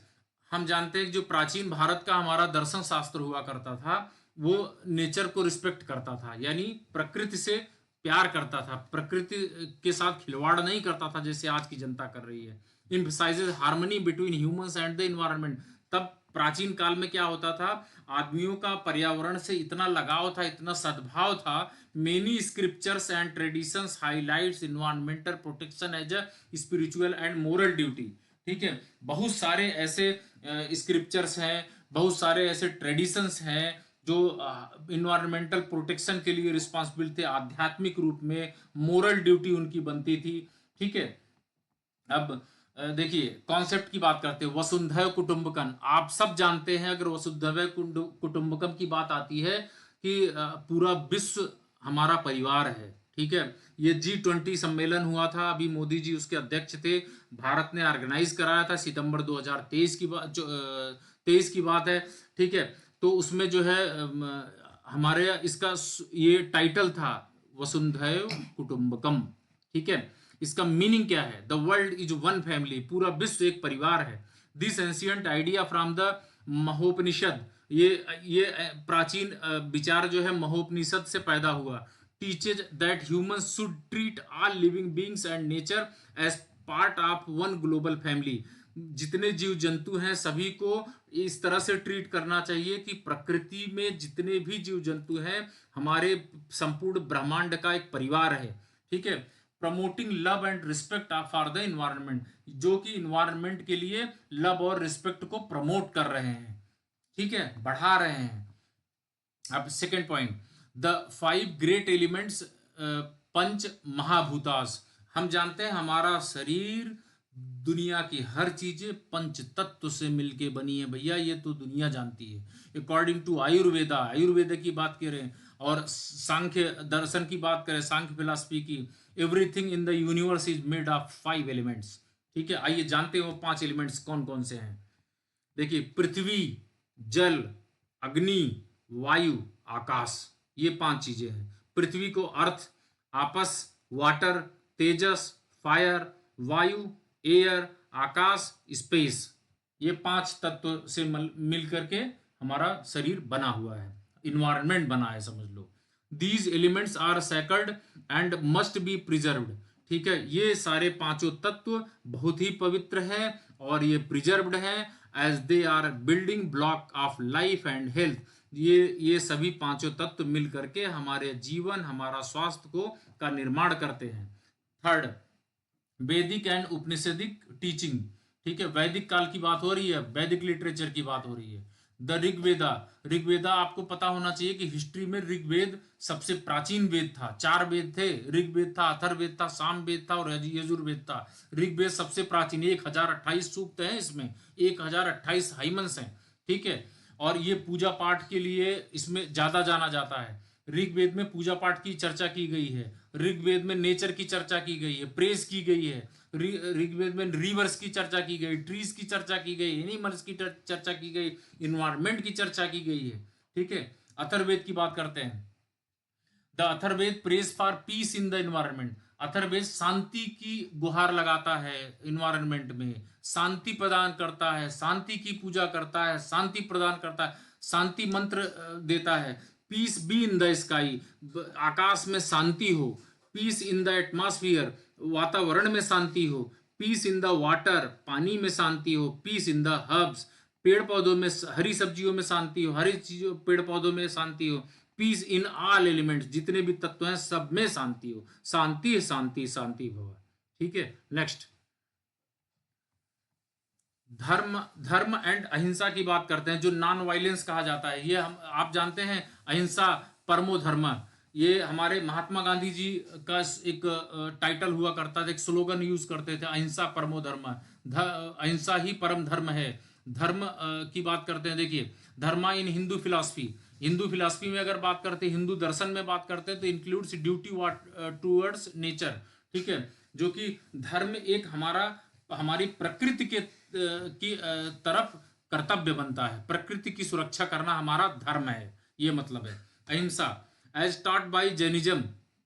ठीक है, जैनिज्म एंड बुद्धिज्म, जैसे जो जैन धर्म के प्रवर्तक हैं, जो बुद्ध धर्म के प्रवर्तक हैं, ये सब अहिंसा की बात किए हैं। Extends to all life forms, promoting the protection of animals and plants, ये सब भी, जबकि जैनिज्म और बुद्धिज्म, ठीक है, ये भी एनिमल और प्लांट को प्रोटेक्ट करने की बात कर रहे हैं, उनको प्रमोट करने की बात कर रहे हैं। ठीक है, और पांचवा point, tree and animal worship, पेड़ और जीव जंतुओं की पूजा करना। ठीक है, अब इसकी बात करते हैं, तो ट्रीज लाइक द पीपल बनियान। ठीक है, जो पीपल का वृक्ष होता है, वो पौधा, उसकी पूजा की जाती है। आपको पता हो कि इन्वायरमेंट का बहुत इंपॉर्टेंट वृक्ष है पीपल बनियान, बरगद का पेड़, पीपल का पेड़, तुलसी का पेड़, ये सब कंसीडर्ड सैक्रेड, ये पवित्र चीजें मानी गई हैं और ये प्रोटेक्टेड है। ठीक है, इसको बचाया जाता है, इसको काटा नहीं जाता। ठीक है, इसको जहां भी होता है इसको वहीं पे छोड़ के इसको और प्रोग्रेस किया जाता है इसके पीछे। Rivers like the Ganga and Yamuna, that is also worshipped and goddess. ठीक है, इनकी भी चर्चा ऋग्वेद में की गई है, गंगा की चर्चा की गई है, यमुना की चर्चा की गई है, इनकी पूजा की जाती है, इनको भगवान के रूप में पूजते हैं। ठीक है, एनिमल्स लाइक काउज, जो जीव जंतुओं की तरह, जैसे गाय है, स्नेक, सर्प है, और बर्ड्स, चिड़िया हैं, are revered promoting biodiversity conservation, ये बायोडाइवर्सिटी को कंजर्व कर रही हैं, उनको प्रमोट कर रही हैं, जैव विविधता को बढ़ा रही हैं। ठीक है, ये एनिमल्स। नेक्स्ट, अब sustainable living practices, ancient India life style encouraged, क्या मतलब क्या है कि मिनिमल यूज ऑफ रिसोर्सेस, कम से कम रिसोर्सेस का इस्तेमाल करना। ठीक है, organic farming and use of cow dung, और ऑर्गेनिक, जैसे कि अभी हमने डिस्कस किया था इन्वायरमेंटल पोल्यूशन में भैया, कि जो है पीएम प्रणाम स्कीम, हमारे सम्माननीय प्रधानमंत्री जी ने पीएम प्रणाम स्कीम 28 जून 2023 को लॉन्च करी थी। वो यही बात करता है, ऑर्गेनिक फार्मिंग की बात करता है। यूज ऑफ काउ डंग, गोबर का इस्तेमाल करो, गाय के गोबर का इस्तेमाल करो, मीथेन का इस्तेमाल करो, और ये बायोडाइवर्सिटी को बढ़ाओ, और community based forest and water management. ठीक है, वाटर और फॉरेस्ट मैनेजमेंट कम्युनिटी बेस्ड। अभी देखिए यहाँ पे भी ग्रुप्स एंड देवन, ठीक है, एक को पवित्र माना गया है, जो जिसे वो बोला जाता है, खुर बोला जाता है, खुर, उनकी पूजा की जाती है। कंक्लूजन, अब इस टॉपिक का कंक्लूजन क्या है? Ancient Indian philosophy teaches that nature is not to be exploited but worshipped and protected. मतलब प्राचीन भारत का दर्शन जो है यह हमें बताता है कि नेचर एक्सप्लॉइटेड नहीं होना चाहिए, नेचर एक्सप्लॉइटेड नहीं है, प्रकृति को विस्फोट नहीं करना चाहिए, बट वर्शिप्ड एंड प्रोटेक्टेड, और उन्हें पूजना चाहिए, उनको बचाना चाहिए। Environmental responsibility was seen as both a moral and spiritual duty. ठीक है, ये इन्वायरमेंटल रिस्पॉन्सिबिलिटी हमारी बनती है, नैतिक जिम्मेदारी बनती है, हमारी आध्यात्मिक जिम्मेदारी बनती है इनको, इनकी रक्षा करना। ठीक है, तो अब हमारा नेक्स्ट टॉपिक है what is constitutional provision concerning environment pollution under the code of criminal procedure. बहुत इंपॉर्टेंट टॉपिक है, ये क्वेश्चन अलग से पूछा जाता है, बार बार रिपीट होता है क्वेश्चन, भेजे में उतार लेना भैया, अच्छे से कॉपी कलम लेकर के मेन पॉइंट नोट करना। ठीक है, आइए हम लोग जानते हैं। The code of criminal procedure CrPC 1973, ठीक है, primarily deals with the procedure for the administration of criminal law. ठीक, सबसे पहले इसे एडमिनिस्ट्रेशन ऑफ क्रिमिनल लॉ के रूप में इसे प्रोसीजर को माना गया in India, while it is not an environmental law as per certain provisions under the CRPC can be used to address environmental pollution। ठीक है, आइए next, protect public health and safety. Environmental pollution क्या करता है, इसमें CrPC का क्या मतलब है? सीआरपीसी ने इन्वायरमेंटल पोल्यूशन को एड्रेस किया, ठीक है, उसका उपयोग किया और इसको प्रोटेक्ट करने की बात कही, पब्लिक हेल्थ और सेफ्टी की बात की। ठीक है, अब की कॉन्स्टिट्यूशनल प्रोविजन, इसमें संवैधानिक प्राविधान क्या थे जो कि इन्वायरमेंट से रिलेटेड है। ठीक है, related to environment. Before we discuss CrPC, CrPC discuss करने से पहले हम here are some constitutional provision relevant to environmental protection, जो कि पर्यावरण बचाव के लिए, पर्यावरण प्रोटेक्शन के लिए रिलेवेंट होता है, संवैधानिक प्रोविजन, हम उसकी बात करते हैं। आइए देखिए, आर्टिकल 48A, जो कि हम सभी जानते हैं, हम लोग पीछे क्लास में पढ़ के भी आए हैं, directive principle of state policy, Bharat के नीति निर्देशक तत्व, राज्य के नीति निर्देशक तत्व जिसे बोला जाता है। ठीक है, ये आर्टिकल 48A, ये क्या, ये जो है 42वें संविधान संशोधन 1976 में जोड़ा गया, 42 सेकेंड अमेंडमेंट एक्ट 1976 के तहत इसे संविधान में जोड़ा गया। ठीक है, directive principle of state policy में 48A के रूप में आर्टिकल याद रखना भैया। ये क्या बोलता है? The state shall endeavour to protect and improve the environment and to safeguard the forest and wild life the country. ये कहता है कि राज्य की ये जिम्मेदारी बनती है कि इन्वायरमेंट को इंप्रूव करे, प्रोटेक्ट करे और सेफ गार्ड करे जंगलों को और वाइल्ड लाइफ कंट्रीज को, इनको प्रोटेक्ट करे, ये स्टेट की जिम्मेदारी बनेगी। आगे चलिए हम सिटीजन की जिम्मेदारी बताते हैं।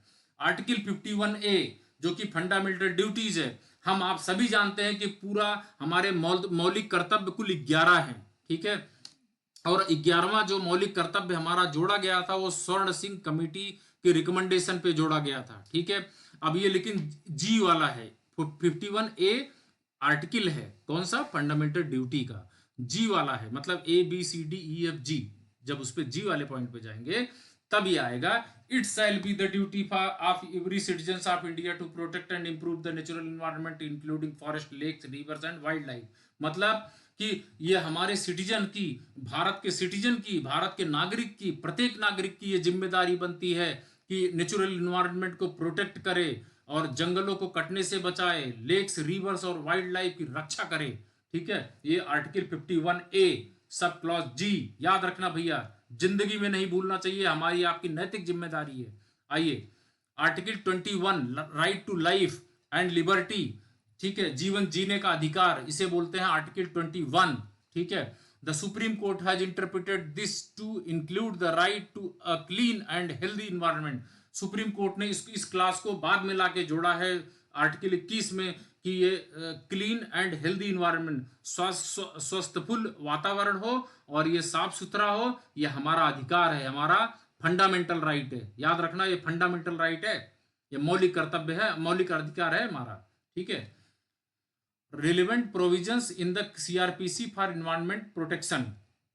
अब देखिए, फिर सीआरपीसी के रिलेवेंट प्रोविजन की बात की गई एनवायरमेंट को प्रोटेक्ट करने के लिए। ठीक है, सेक्शन 133 कहता है conditional order for removal of nuisance, nuisance का मतलब होता है उतापात मचाना, उल्लंघन करना, मतलब जिसे कहते हैं सार्वजनिक उतापात, पब्लिक न्यूसेंस।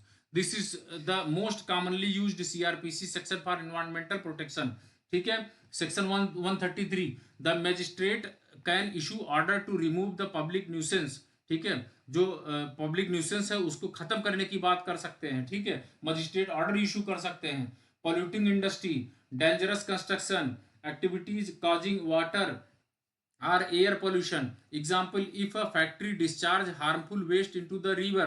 ठीक है, जैसे कि हम जानते हैं कि फैक्ट्री जब कोई पोल्यूशन जो है पानी नदी में निकालती है, हार्मफुल वेस्ट नदी में मिला देती है, सीवर की लाइन फ्रेश वाटर में खोल देती है।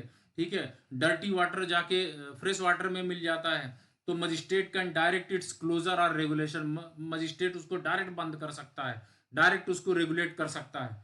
ठीक है, नेक्स्ट सेक्शन 144 की बात करते हैं, power to issue order in urgent cases of nuisance और डेंजर। ठीक है, सेक्शन 144 कहता है ये पावर होता है issue to order in urgent cases of nuisance, जब किसी भी उत्पात मचाया जाता है, किसी भी अर्जेंट केसेस में डेंजर खतरा दिखाई पड़ता है, तो 144 धारा लगा दी जाती है। आपको याद होना चाहिए, भीड़ भाड़ को रोकने के लिए जब हमारा कोड ऑफ कंडक्ट लगता है, जब हमारा आचार संहिता लगती है, तब धारा 144 लगाई जाती है, आपको याद होना चाहिए। नेक्स्ट, यूज टू प्रिवेंट और stop action that can pose an immediate threat to public health और the environment. Next, for example stopping illegal mining और डिफॉरेस्टेशन टेम्पोरली। ये सब समझाने की जरूरत नहीं है, बार बार आप लोग खुद समझदार हो। सेक्शन 268 की बात कर रहे हैं। सेक्शन 268 पब्लिक न्यूसेंस की बात करता है, यानी सार्वजनिक उपद्रव की बात करता है। Read with the IPC section 269 to 290 की बात हो रही है। ठीक है, लेकिन ये पब्लिक न्यूसेंस याद रखना सेक्शन 268। ठीक है, define and deals with the acts that cause inconvenience और harm to public including pollution. ठीक है, next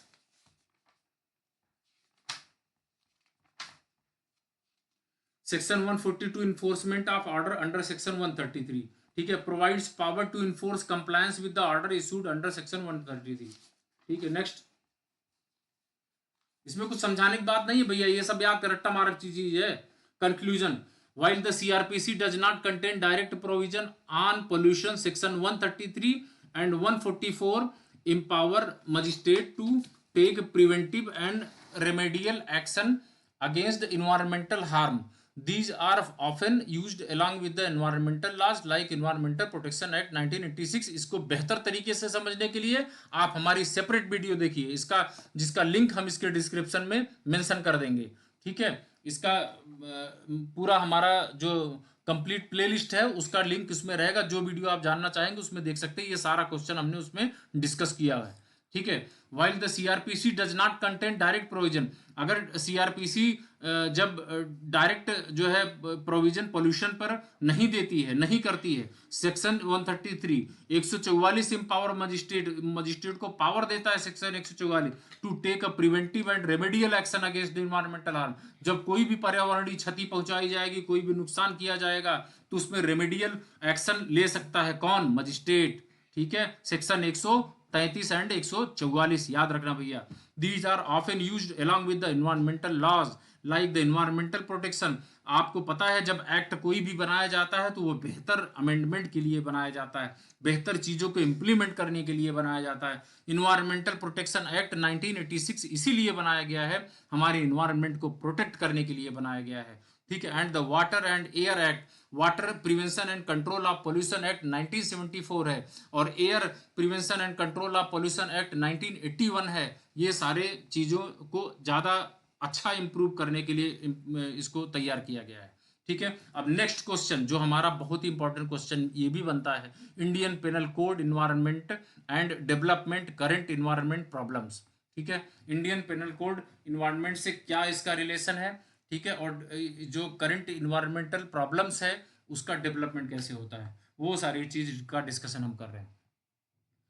here's detailed explanation of how the Indian penal code, IPC जिसको बोलते हैं भैया, deals with the environmental issues, environmental issues पे deal करता है, along with the brief overview of current environment.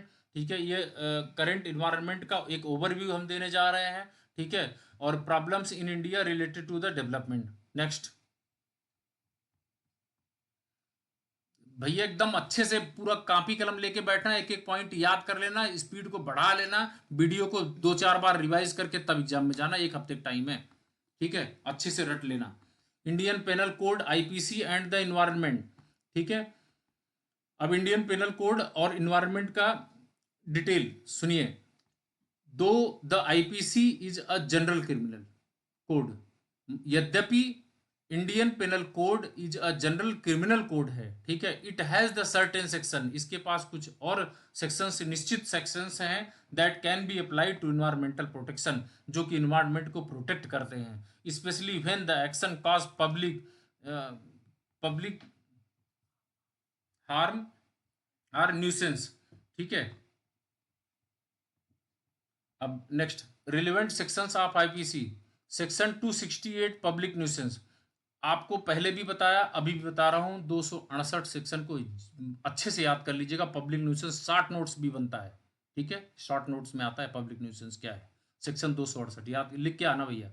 Defines a public nuisance as a any act, जब कोई भी कृत्य दैट कॉजेज अ इंजरी, जो चोट पहुंचाए, जिसका कारण बने, डेंजर का कारण बने, खतरे का कारण बने, और any once to the public, ठीक, एनॉयंस टू द पब्लिक, ये जब पब्लिक को खतरा इससे उत्पन्न होगा तो उसे पब्लिक न्यूसेंस कहा जाता है, जिसे सार्वजनिक उपद्रव का नाम दिया जाता है। Can apply to polluting industries, ठीक है, इंडस्ट्रीज को पोल्यूट कर सकता है। इम्प्रॉपर वेस्ट डिस्पोजल, जो वेस्ट को फ्रेश वाटर में निकाल सकता है, मतलब मिक्स कर सकता है, मतलब किसी भी तरह के फाउलिंग वाटर, पानी को दूषित करना, फ्रेश वाटर को दूषित, और हार्मफुल इमिशंस, कोई भी कार्बन इमिशन करना, या इस तरह से कोई भी पोल्यूटेड चीज लाके इन्वायरमेंट को पोल्यूट करना, ये सारी चीजें इसमें पब्लिक न्यूसेंस का काम करती हैं, ठीक है। सेक्शन 269 याद रखना भैया, negligent act likely to spread infection, ये भी पूछा जाता है, ठीक है, ध्यान रहे नेग्लिजेंट, ठीक है। Next punishes negligent act that could spread disease, ठीक है, ये भी एक डिजीज को स्प्रेड करने का काम करता है, ठीक है। Applicable in cases of water contamination, जब पानी गंदा करना होता है लोग कर देते हैं, और पुअर सैनिटेशन, ठीक है, सैनिटेशन को गंदा करते हैं, ये सारी चीजों का जिम्मेदार कौन बनता है, नेग्लिजेंट एक्ट, ठीक है। सेक्शन 270 मैलिग्नेंट, मैलिग्नेंट आप जानते हो मैलिग्नेंसी होती है, याद रखो भैया, मैलिग्नेंसी मतलब कैंसर होता है, उसी से बना है ये शब्द, malignant act likely to spread infection, ठीक है। Punishes deliberate act causing spread of disease, ठीक है, dumping toxic waste knowingly. Next section 277 fouling water of public spring और रिजर्वायर, जब किसी पब्लिक के पीने वाले फ्रेश वाटर को गंदा कर देते हो, रिजर्वायर को गंदा करते हो, तो कौन सा सेक्शन इंपोज होता है, 277। Specifically penalise the pollution of water sources used by the public, punishment fine and imprisonment up to the 3 months, ठीक है, ये 3 महीने की सजा भी इसमें दी जाती है, कैद भी की जाती है, दोनों भी हो सकती है, सेपरेट भी हो सकती है। सेक्शन 278 की बात करते हैं, making atmosphere noxious to health, ठीक है, नॉक्सियस मतलब एक टॉक्सिक चीज से होता है कि आप किस स्वास्थ्य को डिस्टर्ब कर दिए, स्वास्थ्य खराब कर दिए, स्वास्थ्य को बिगाड़ दिए, जहरीला बना दिए, सेक्शन 278 करता है, ठीक है, जो एटमॉस्फियर को जहरीला बना के हेल्थ को डिस्टर्ब करा जाता है। Punishes act that make the air harmful to health, उसमें क्या पनिशमेंट मिलता है कि जब एयर को गंदा कर दिया जाता है, हार्मफुल कर दिया जाता है, उसकी वजह से हेल्थ पे साइड इफेक्ट पड़ता है, लाइक एमिटिंग स्मोक और गैस, धुएं का उत्सर्जन होना, gas in a populated area भैया एक एग्जांपल याद करो, भोपाल गैस ट्रेजिडी जो 1984 में हुई थी, भोपाल गैस ट्रेजिडी में 10,000 लोग मरे थे, उसमें कौन सी गैस रिलीज हुई थी, निकली थी, लीक हुई थी, मिथाइल आइसोसाइनेट, याद रखो भैया, ये सब चीजें आपको जानकारी होनी चाहिए, ठीक है। Section 290 punishment for public nuisance, अब जो सार्वजनिक उपद्रव करते हैं उनके लिए क्या दंडात्मक कार्रवाई की गई है सेक्शन 290 में, ठीक है। When no specific punishment is provided, कोई एक अलग से स्पेसिफिक पनिशमेंट इसमें अलग से नहीं दी जाती, ठीक है। A general provision for penalising the public nuisance, ठीक। Next current environmental problems in India. अब ये भी पूछ सकता है भैया शॉर्ट नोट्स में कि अभी भारत में फिलहाल में कौन सा इन्वायरमेंटल प्रॉब्लम्स चल रही है। 2024-25 का हमने डाटा लिया है, बहुत बढ़िया इंपॉर्टेंट है। Air pollution, cities like Delhi, Mumbai, Kanpur regularly record hazardous air quality. Daily daily air quality गिर रही है, बहुत सारे ट्रांसपोर्ट चल रहे हैं, बहुत सारे पोल्यूशन एयर में मिक्स हो रहे हैं, जिसका साइड इफेक्ट दिल्ली में, मुंबई में, कानपुर में ह्यूज लेवल पे देखने को मिल रहा है।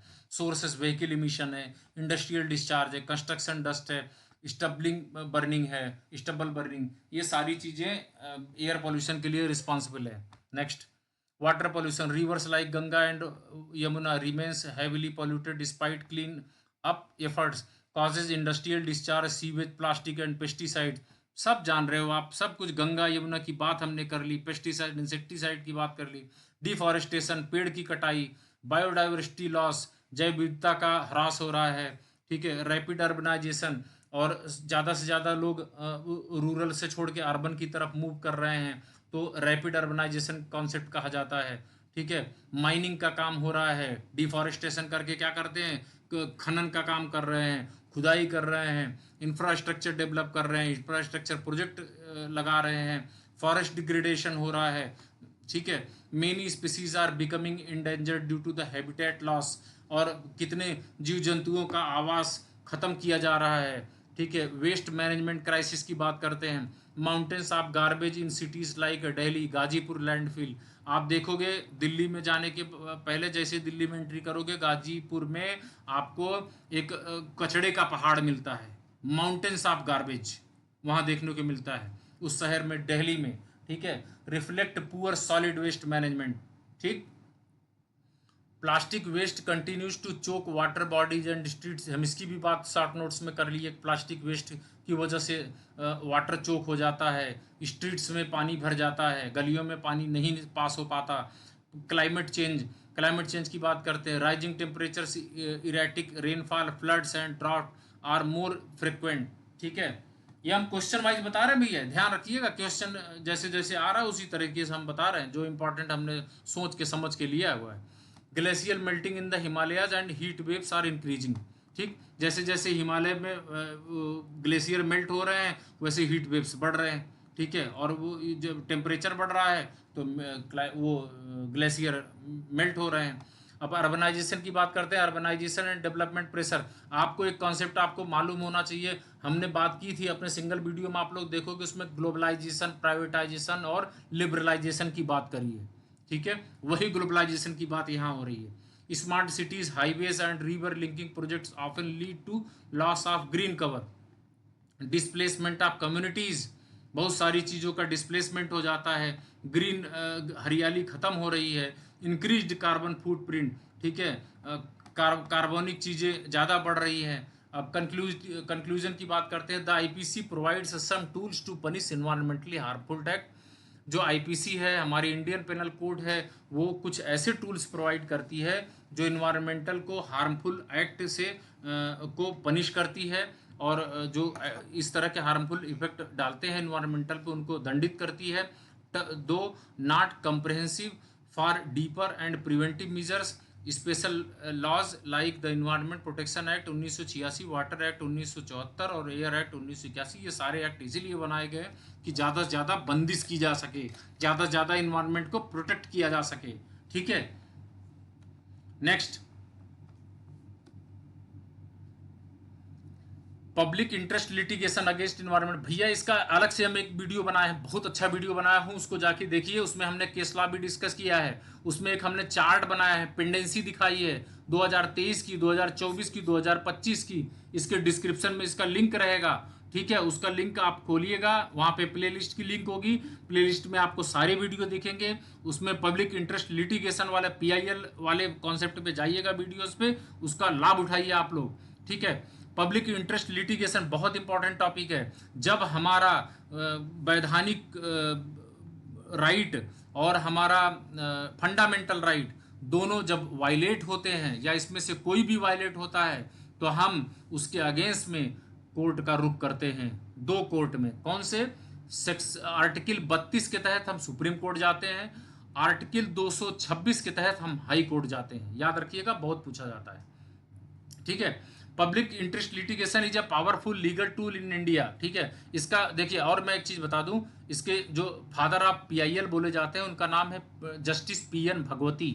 ठीक है, justice PN Bhagwati, V R Krishnan Iyer 1960 में पीआईएल का कॉन्सेप्ट इंप्लीमेंट किए थे। ठीक है, is a powerful legal tool in India that allows any individual or group to file a petition in the interest of the public, especially fundamental rights or environmental protection are at stake।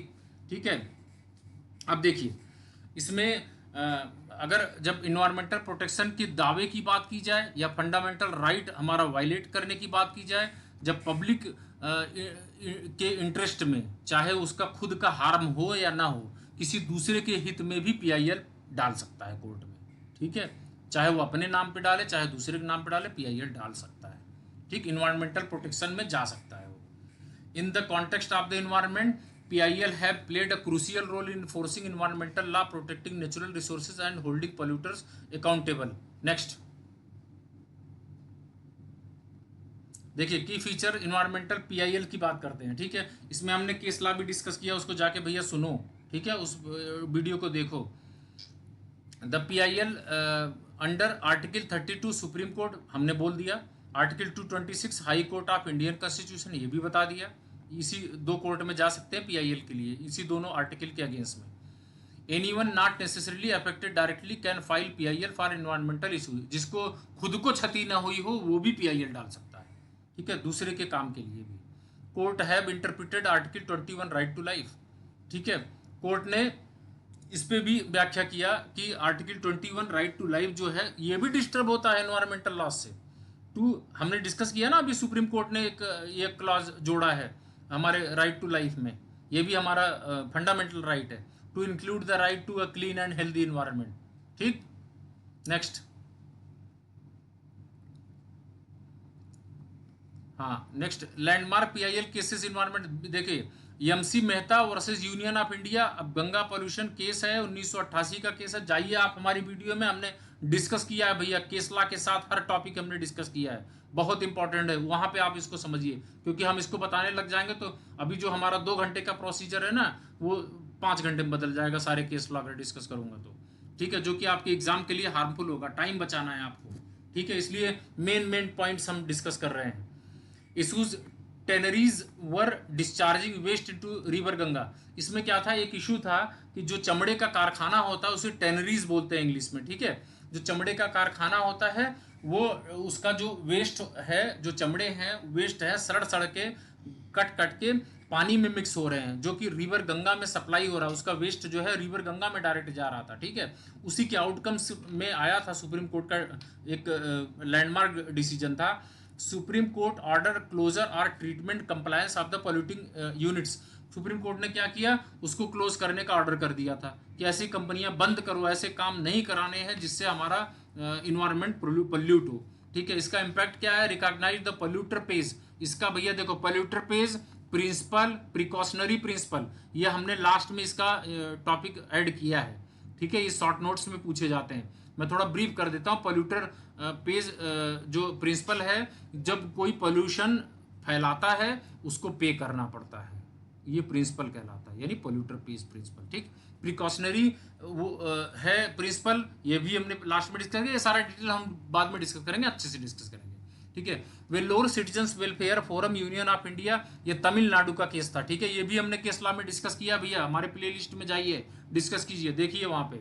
ठीक है, 1996 का case है, तमिलनाडु का एक tanneries थी जो कि चमड़े का कारखाना था, जो जिससे फिशरीज डिस्टर्ब होती थी, जिससे वो नदियों में एक पलार नदी थी, पलार नदी जो तमिलनाडु से आंध्र प्रदेश की तरफ बहती है, पलार नदी में इसका वेस्ट जाके मिलता था।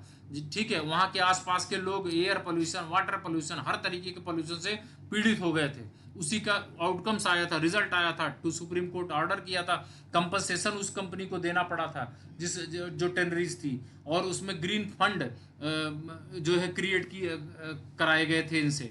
ठीक है, impact formally introduce the precautionary principle and polluter pays principle in Indian law. भैया इसको लास्ट में हम डिस्कस करेंगे, आपको अच्छे से समझ में आ जाएगा, चिंता करने की बात नहीं है। ठीक है, हम हर टॉपिक को कवर किए हैं।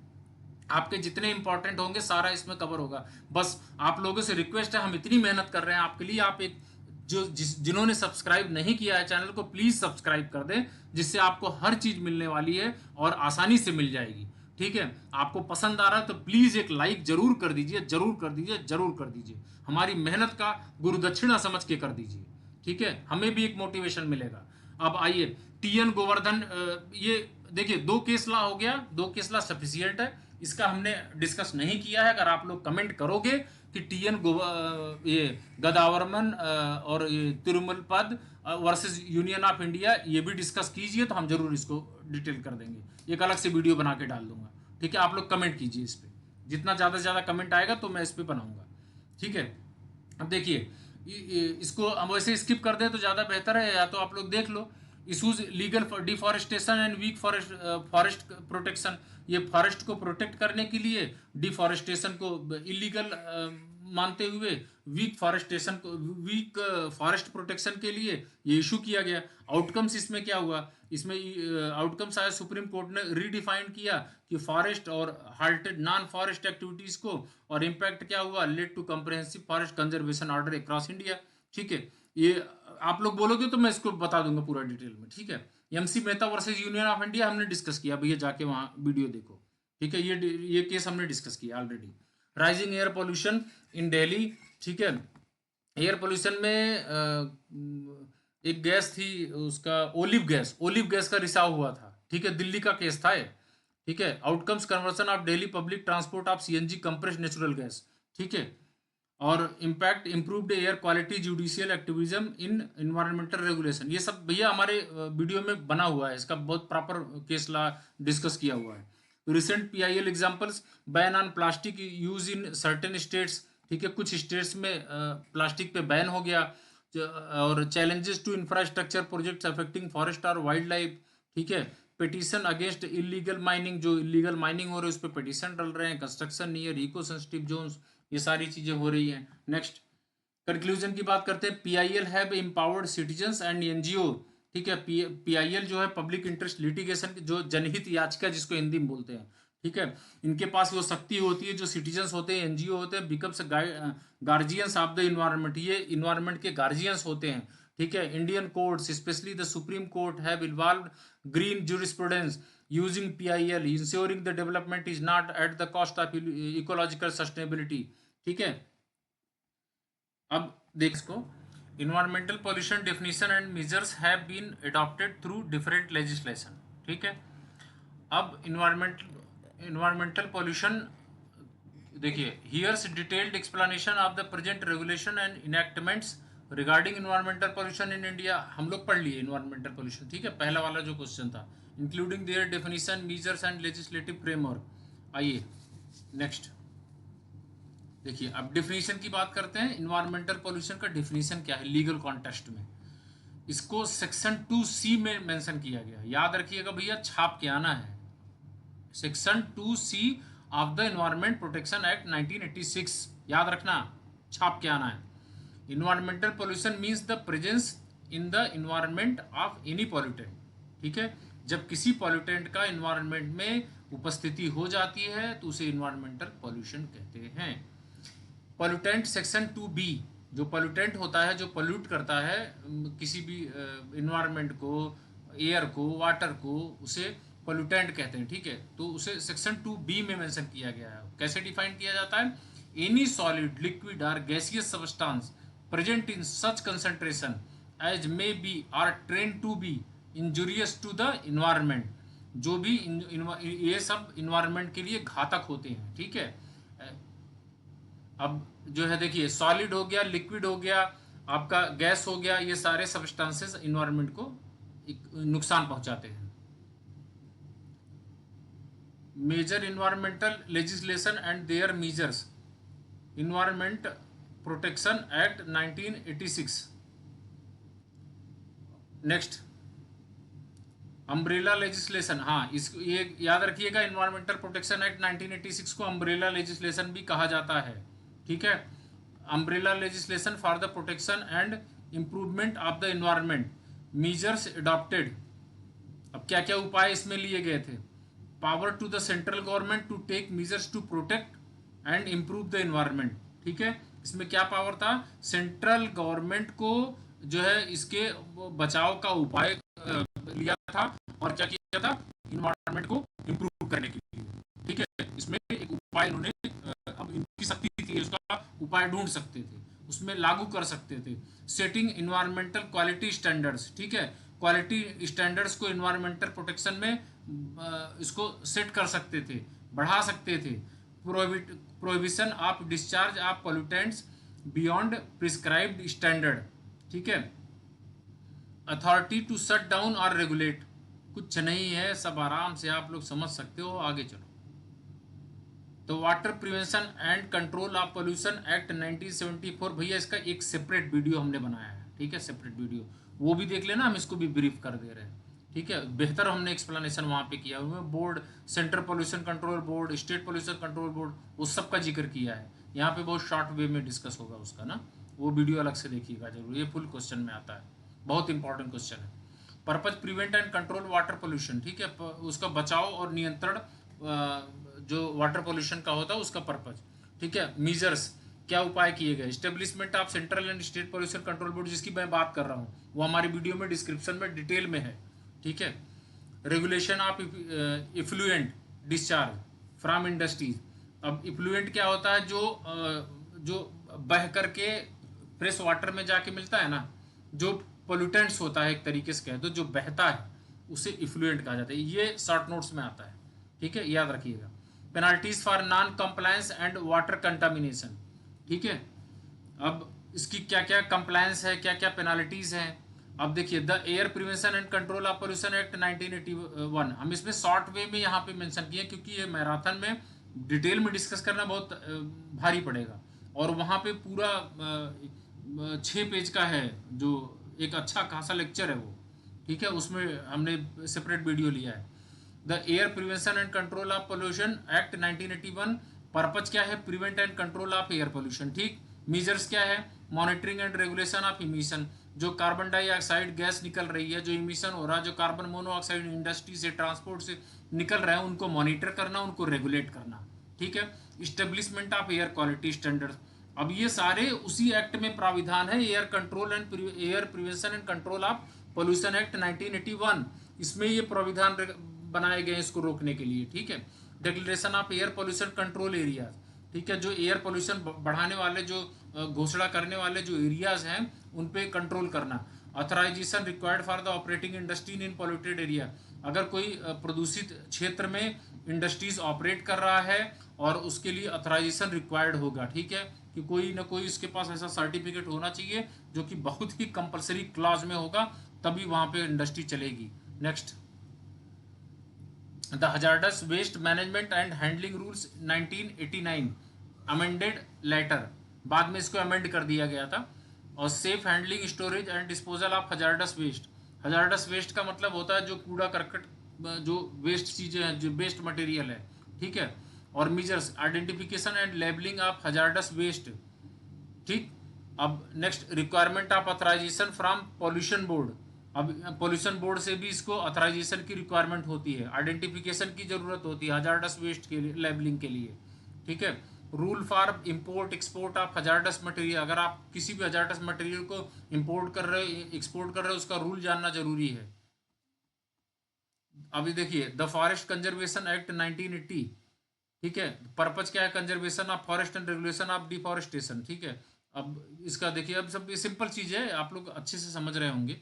Prior approval required for diverting forest land for non forest purpose.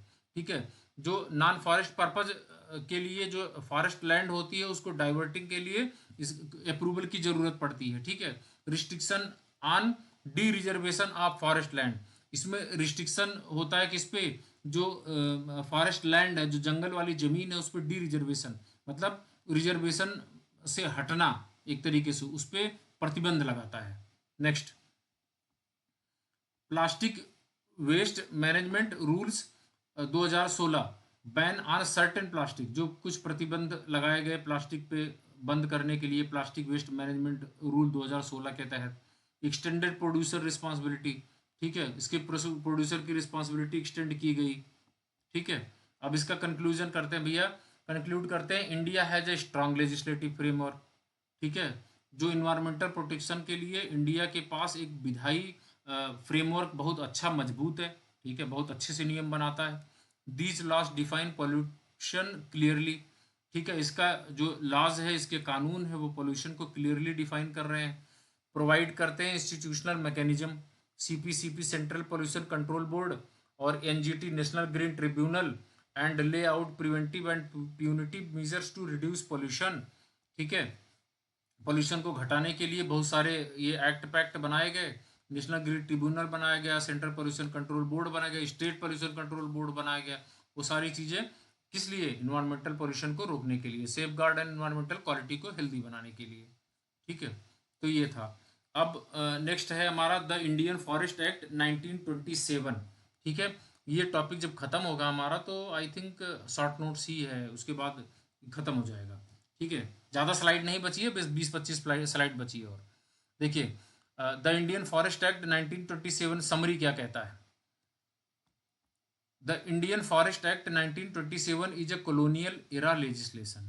ठीक है, ये कॉलोनियल एरा लेजिस्लेशन है एक तरीके का, that was enacted to consolidate laws, जो लॉज को कंसोलिडेट करता है। ठीक है, किया था। Related to forest, the regulation of forest produce and the duty leviable on timber and other forest product. देखो अभी आने वाले उसमें, अभी थोड़ा अगली साइड में आएंगे ना, तो हम इसमें 3 तरीके का पाएंगे इंडियन फॉरेस्ट एक्ट को। एक है आपका रिजर्व फॉरेस्ट, एक है प्रोटेक्ट फॉरेस्ट, और तीसरा है विलेज फॉरेस्ट। उसमें इन सब चीज़ों को, लकड़ी को काटने से रोकना, ठीक है, चोरी करने से रोकना, ग्रेजिंग को रोकना, ठीक है, वहाँ पे एंट्री ना करना, ये सारी चीज़ों को वन बाय वन वहाँ पे डिस्कस किया गया है। Next, objectives. अब ऑब्जेक्टिव की बात करते हैं, to regulate the use of forest land and forest produce. ठीक, मतलब जो फॉरेस्ट लैंड है उसका उपयोग करना, उसको रेगुलेट करना, और फॉरेस्ट प्रोड्यूस करना, जंगल को बढ़ाना। ठीक है, ज़्यादा से ज़्यादा पेड़ पौधे लगाओ, जंगल बनाओ। To classify forest and manage them efficiently. ठीक है, फॉरेस्ट को मैनेज करना इफिशियंटली। ठीक है, to protect forest, protect forest को प्रोटेक्ट करना, wildlife from over exploitation and illegal activity. जो एक्सप्लॉयटेशन होता है, जो जंगलों को काटते हैं, जंगली जीव को मारते हैं, शिकार करते हैं, ठीक है, ऐसे जंगलों को ये बचाना चाहिए, इलीगल एक्टिविटीज से प्रोटेक्ट करना चाहिए। To generate revenue through the forest produce. ठीक है, नेक्स्ट, फॉरेस्ट प्रोड्यूस करके रेवेन्यू को जनरेट करना।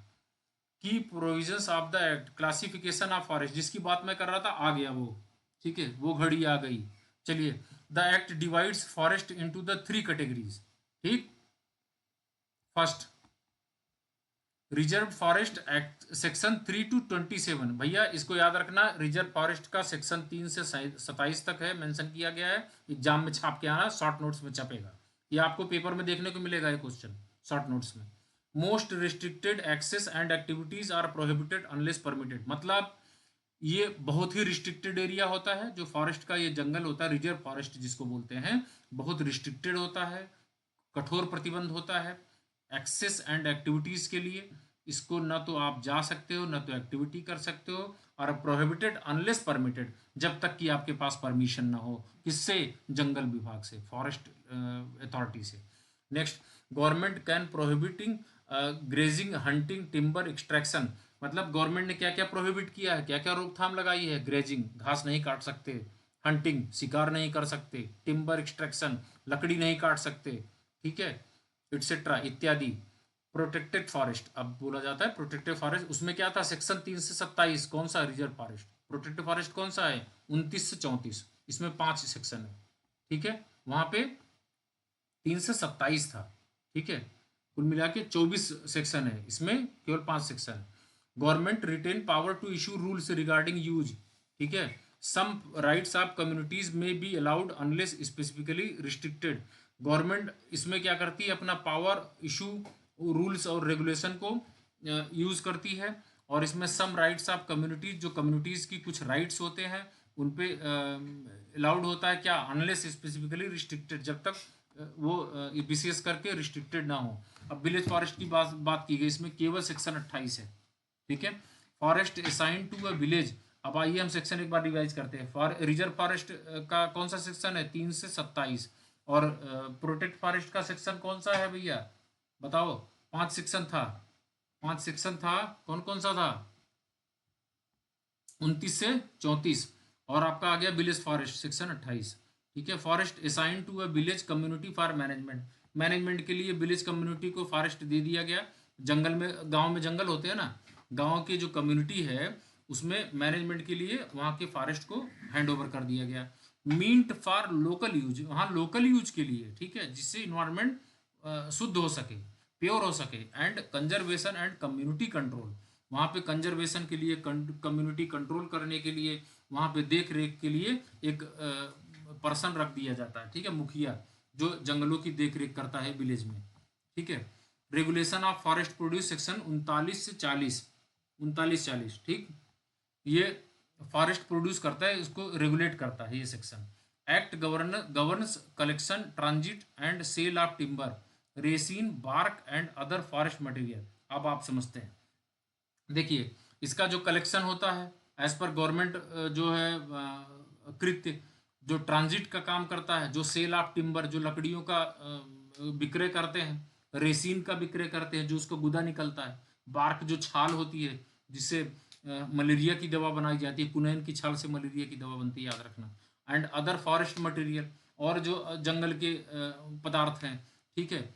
और द गवर्नमेंट में impose royalties and taxes on forest produce, जो जंगल होते हैं, जो फॉरेस्ट प्रोड्यूस होते हैं, उन पर गवर्नमेंट जो है रॉयल्टी और टैक्सेस का इम्पोज करती है, कर सकती है, लगाती है, लगा सकती है।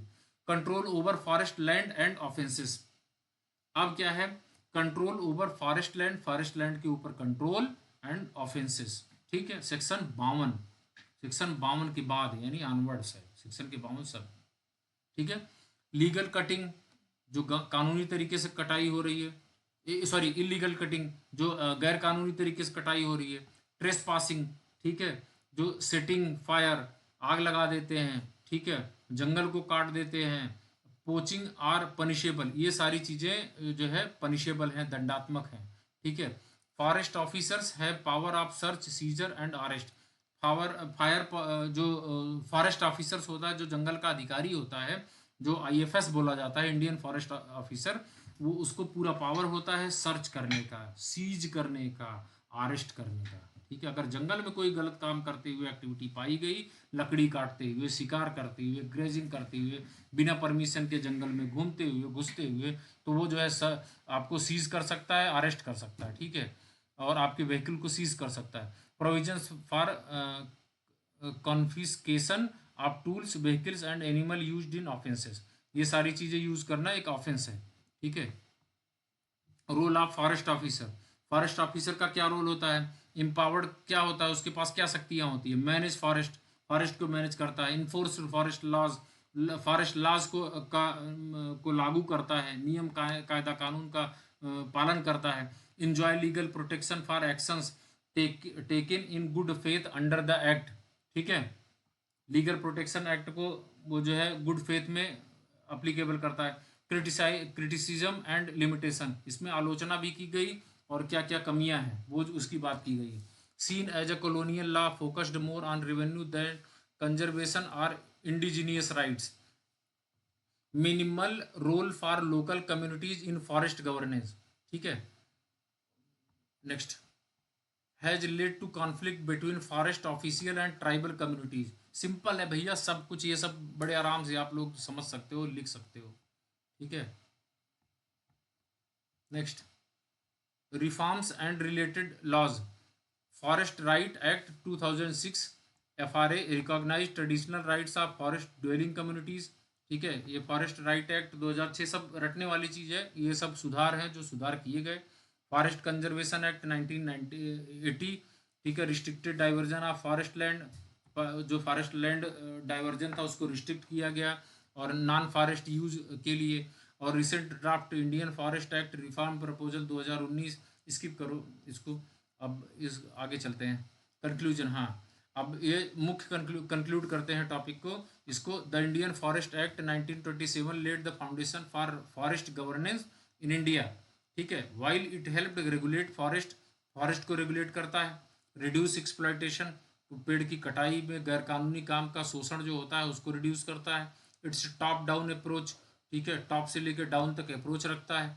Is increasingly being replaced by community based forest management, ठीक है, एंड राइट बेस्ड फ्रेमवर्क, ठीक है। भैया पीपीटी बहुत मेहनत से बनाई गई है, बड़े अच्छे तरीके से एक्सप्लेन किया है, कुछ भी अलग से समझने की जरूरत नहीं है। इतना 2 बार पढ़ लो, 1 बार पढ़ लो, एकदम रट मार के जाके एग्जाम में छाप दो। नेक्स्ट, ध्यान रहे केसला हमारे वीडियो से दूसरे से जरूर पढ़ के जाइएगा। Polluter pays principle, precautionary principle, public trust doctrine, ये तीनों बहुत ही मोस्ट इंपॉर्टेंट क्वेश्चन है जो आपको एग्जाम में 100% देखने को मिलेगा। इसमें से कोई ना कोई छपता हुआ जरूर आएगा, देख लेना आप। आइए इसको डिस्कस करते हैं। Polluter pays principle, precautionary principle, public trust doctrine, all of which are foundational concept in Indian environmental law and global environmental governance. Next चलो, अब पोल्यूटर पेज प्रिंसिपल, जैसे हमने बताया जब कोई पोल्यूशन फैलाता है उसको पोल्यूशन को उसको पोल्यूटर जो फैलाने वाला होता है, पोल्यूशन करने वाला होता है, उसके ऊपर जो पेनाल्टी लगाई जाती है, जो उसको पेमेंट करना पड़ता है, यानी पेनाल्टी के रूप में भुगतान करना पड़ता है, उसे उस प्रिंसिपल को ही पोल्यूटर पेज प्रिंसिपल कहते हैं। मीनिंग समझते हैं। Polluter pays principle means that the party responsible for causing pollution is also responsible for paying for the damage caused to the environment and for its cleanup. Key points based on the idea of environmental accountability, ठीक है। इसमें क्या था, environmental accountability, environmental जो पर्यावरण की जवाबदेही होती है उसका आइडिया पर बेस्ड था। Aims to deter pollution by making it economically costly, ठीक है। Next, includes compensation to victims, victim को कंपनसेशन दिया जाएगा, उसमें इंक्लूड किया गया, and cost of restoration. Legal recognition in India recognised by the supreme court in the case of Vellore citizen welfare forum union of India. ये case हमने एक brief कर देता हूं मैं, जबकि हमने इसको अलग से वीडियो बनाया है। Vellore citizen welfare forum versus union of India, एक क्या केस था, वेल्लोर सिटीजन वेलफेयर एक फोरम था, कहाँ पे, ये तमिलनाडु में। तमिलनाडु की एक वेल्लोर सिटीजन्स वेलफेयर फोरम था तमिलनाडु में। वहाँ पे एक टेनरीज थी, एक चमड़े का कारखाना था जिससे वेस्ट निकल करके पलार नदी में बहते हुए मिक्स हो जाता था। वहाँ के आसपास का वातावरण पूरा प्रदूषित हो गया था, ठीक है। जब प्रदूषित हो गया, फिशरीज डिस्टर्ब हो गए, बहुत सारे मछलियाँ मरने लगी थी।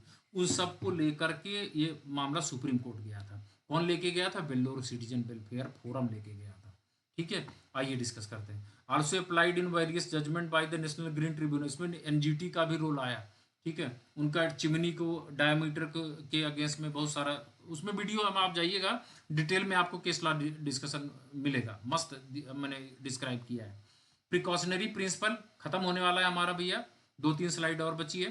प्रिकॉशनरी प्रिंसिपल क्या है, the precautionary principle means that if an action or policy has the potential to cause serious harm to the environment or public, मतलब ये एक ऐसी प्री संवैधानिक सावधानी सिद्धांत है, जो यदि एक्शन, यदि कोई एक्शन या पॉलिसी, कोई नीति has the potential to cause serious harm, कोई भी सीरियस हार्म कर रही है, नुकसान पहुंचा रही है, उसका कारण बन रही है इन्वायरमेंट प्रोटेक्शन के लिए, और इन्वायरमेंट पोल्यूशन को बढ़ा रही है, पब्लिक हेल्थ को डिस्टर्ब कर रही है, in the absence of full scientific certainty preventive measures should be taken, उसमें उसका बचाव और उसका उपाय लेकर के उसको सोचना चाहिए, ठीक है। ये है आपका आपका ये प्रिकॉशनरी प्रिंसिपल, ठीक है। की पॉइंट्स क्या है, shift the burden of proof to the proponent of the activity, encourage preventive action rather than reactive response, simple. Legal recognition in India, ठीक है, इसमें सस्टेनेबल डेवलपमेंट को प्रमोट किया गया है, ठीक है। सस्टेनेबल डेवलपमेंट हम डिस्क्राइब कर देंगे थोड़ा सा, नेक्स्ट चलो। First recognised in the Vellore citizen welfare forum, वही केस है जो हमने डिस्कस किया है। Next, cited by court when stopping और regulating potential harmful industrial development project, same वही चीज है जो हमने डिस्कस किया अभी थोड़ी देर पहले। पब्लिक ट्रस्ट डॉक्ट्राइन, अब ये क्या होता है, ये नई बला है पब्लिक ट्रस्ट डॉक्ट्राइन। जब भारत सरकार, जंगल विभाग, एनजीटी किसी पब्लिक पर ट्रस्ट करता है, क्यों, आपके इन्वायरमेंट प्रोटेक्शन के लिए। भैया आपका भी दायित्व बनता है इन्वायरमेंट प्रोटेक्शन के लिए, ठीक है। That is known as public trust doctrine. ये हमने शॉर्ट में बताया है, अपनी तरफ से बताया है, आप इसको समझिए। The public trust doctrine hold that natural resources like air, water, forest and wild life are held by the government in trust for the benefit of the public. Public के बेनिफिट के लिए, उसके भरोसे में, ठीक है, गवर्नमेंट के द्वारा जो wildlife, forest, water, air, इन तरीके के जो नेचुरल रिसोर्सेस होल्ड करते हैं, उसे पब्लिक ट्रस्ट डॉक्ट्राइन कहते हैं, ठीक है। इसमें स्टेट इज ट्रस्टी होता है, स्टेट उसका ट्रस्टी होता है। The government can not privatise or allow over use of this resources. Citizens have right to access and benefit from these resources. Citizen को राइट होता है कि उनका प्रोटेक्ट करे, उसका लाभ का आनंद ले, ठीक है। Doctrine protect resources for present and future generation. Next, legal recognition in India establish in the case of MC Mehta versus Kamal Nath, ठीक है। ये भी एक केस है, एग्जाम्पल में लिख सकते हो।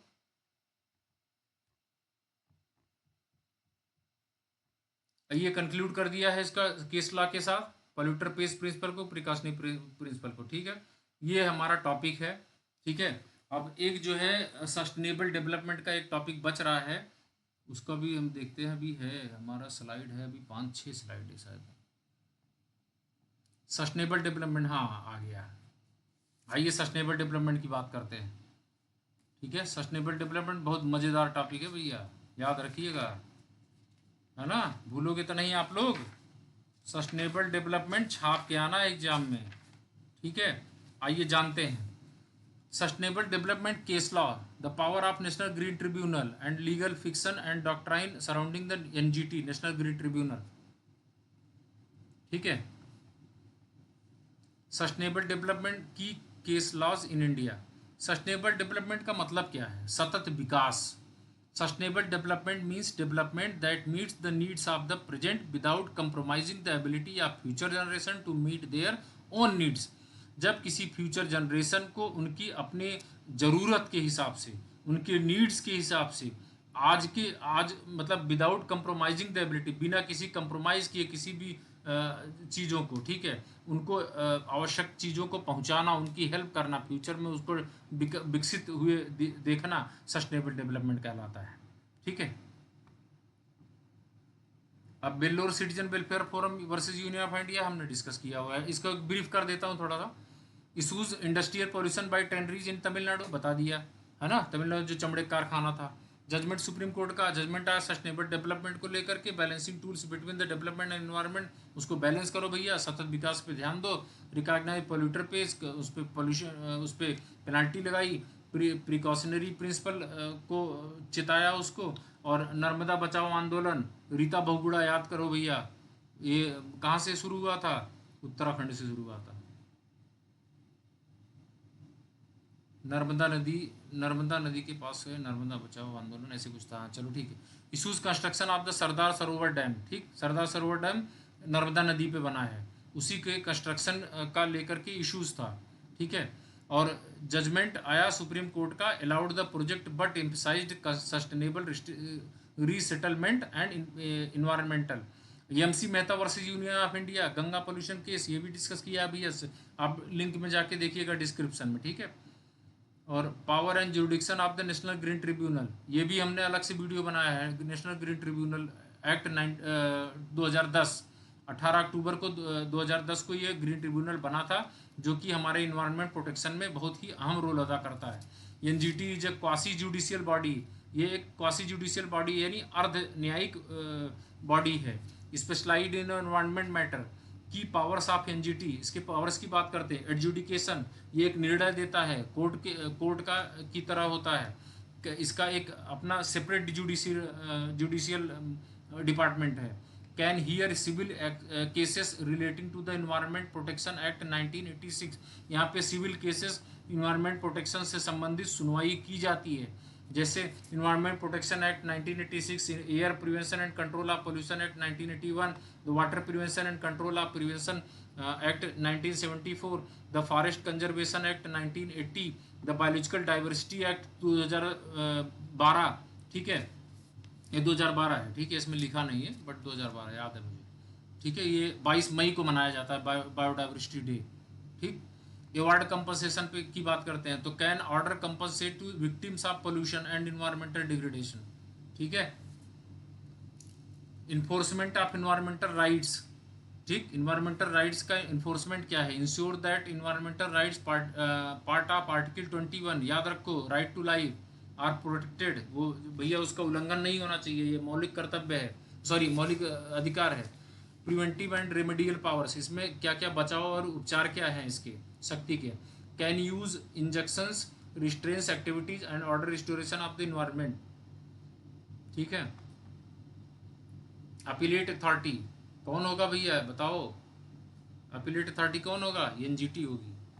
Here's appeals against decision of authorities under environmental law, forest clearance, environmental permits, environmental permit होना चाहिए, फॉरेस्ट क्लियरेंस होना चाहिए। ठीक है, ये अंडर इन्वायरमेंटल लॉ के तहत। ठीक, फिक्सन डॉक्ट्राइन सराउंडिंग्स एनजीटी, ये एक तरीके का डॉक्ट्राइन है, सिद्धांत है। ठीक है, जो नेशनल ग्रीन ट्रिब्यूनल के सराउंडिंग होता है। Legal fiction of NGT, the NGT is given the status of a civil code under section 19 of the national green tribunal act. ये जो एनजीटी है ना, नेशनल ग्रीन ट्रिब्यूनल, ये एक सिविल कोड का स्टेटस अपनाती है, उसके लेवल पे होती है। बट ये सेक्शन 19 को यहाँ पे दिखाया गया है।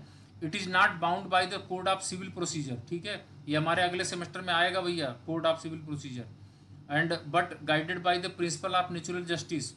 ठीक है, fiction gives NGT flexibility allowing summary procedure, speedy disposal of cases.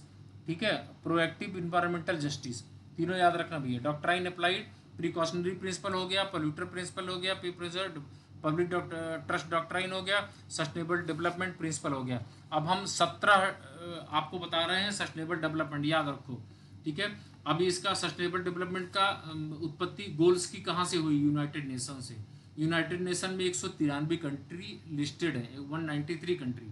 ठीक है, उन्होंने एक ब्रुटलैंड कमीशन के थ्रू जो है, ब्रुटलैंड कमीशन आयोग बैठा उस यूनाइटेड नेशन में, तो उसने एक गोल्स सेट किए। ठीक है, 2030 का टारगेट दिया कि 2030 तक ये 17 गोल अचीव करें सब लोग। ठीक है, क्या है एसडीजी गोल, जो सस्टेनेबल डेवलपमेंट गोल, फर्स्ट है नो पॉवर्टी, सेकंड है जीरो हंगर, थर्ड है गुड हेल्थ, फोर्थ है क्वालिटी एजुकेशन, फिफ्थ है जेंडर को इक्वलिटी, सिक्स है clean water and sanitation, seven है affordable and clean energy, eighth है decent work and economic growth, ninth है industrial innovation and infrastructure, tenth है reduced inequality, 11th है sustainable cities and communities, 12th है responsible consumption and production, 13th है climate change, 14th है life below water, 15th है life on land, 16 है peace and justice and strong institution, 17 है partnership गोल। आओ मिलकर अचीव करें 17 सस्टेनेबल गोल।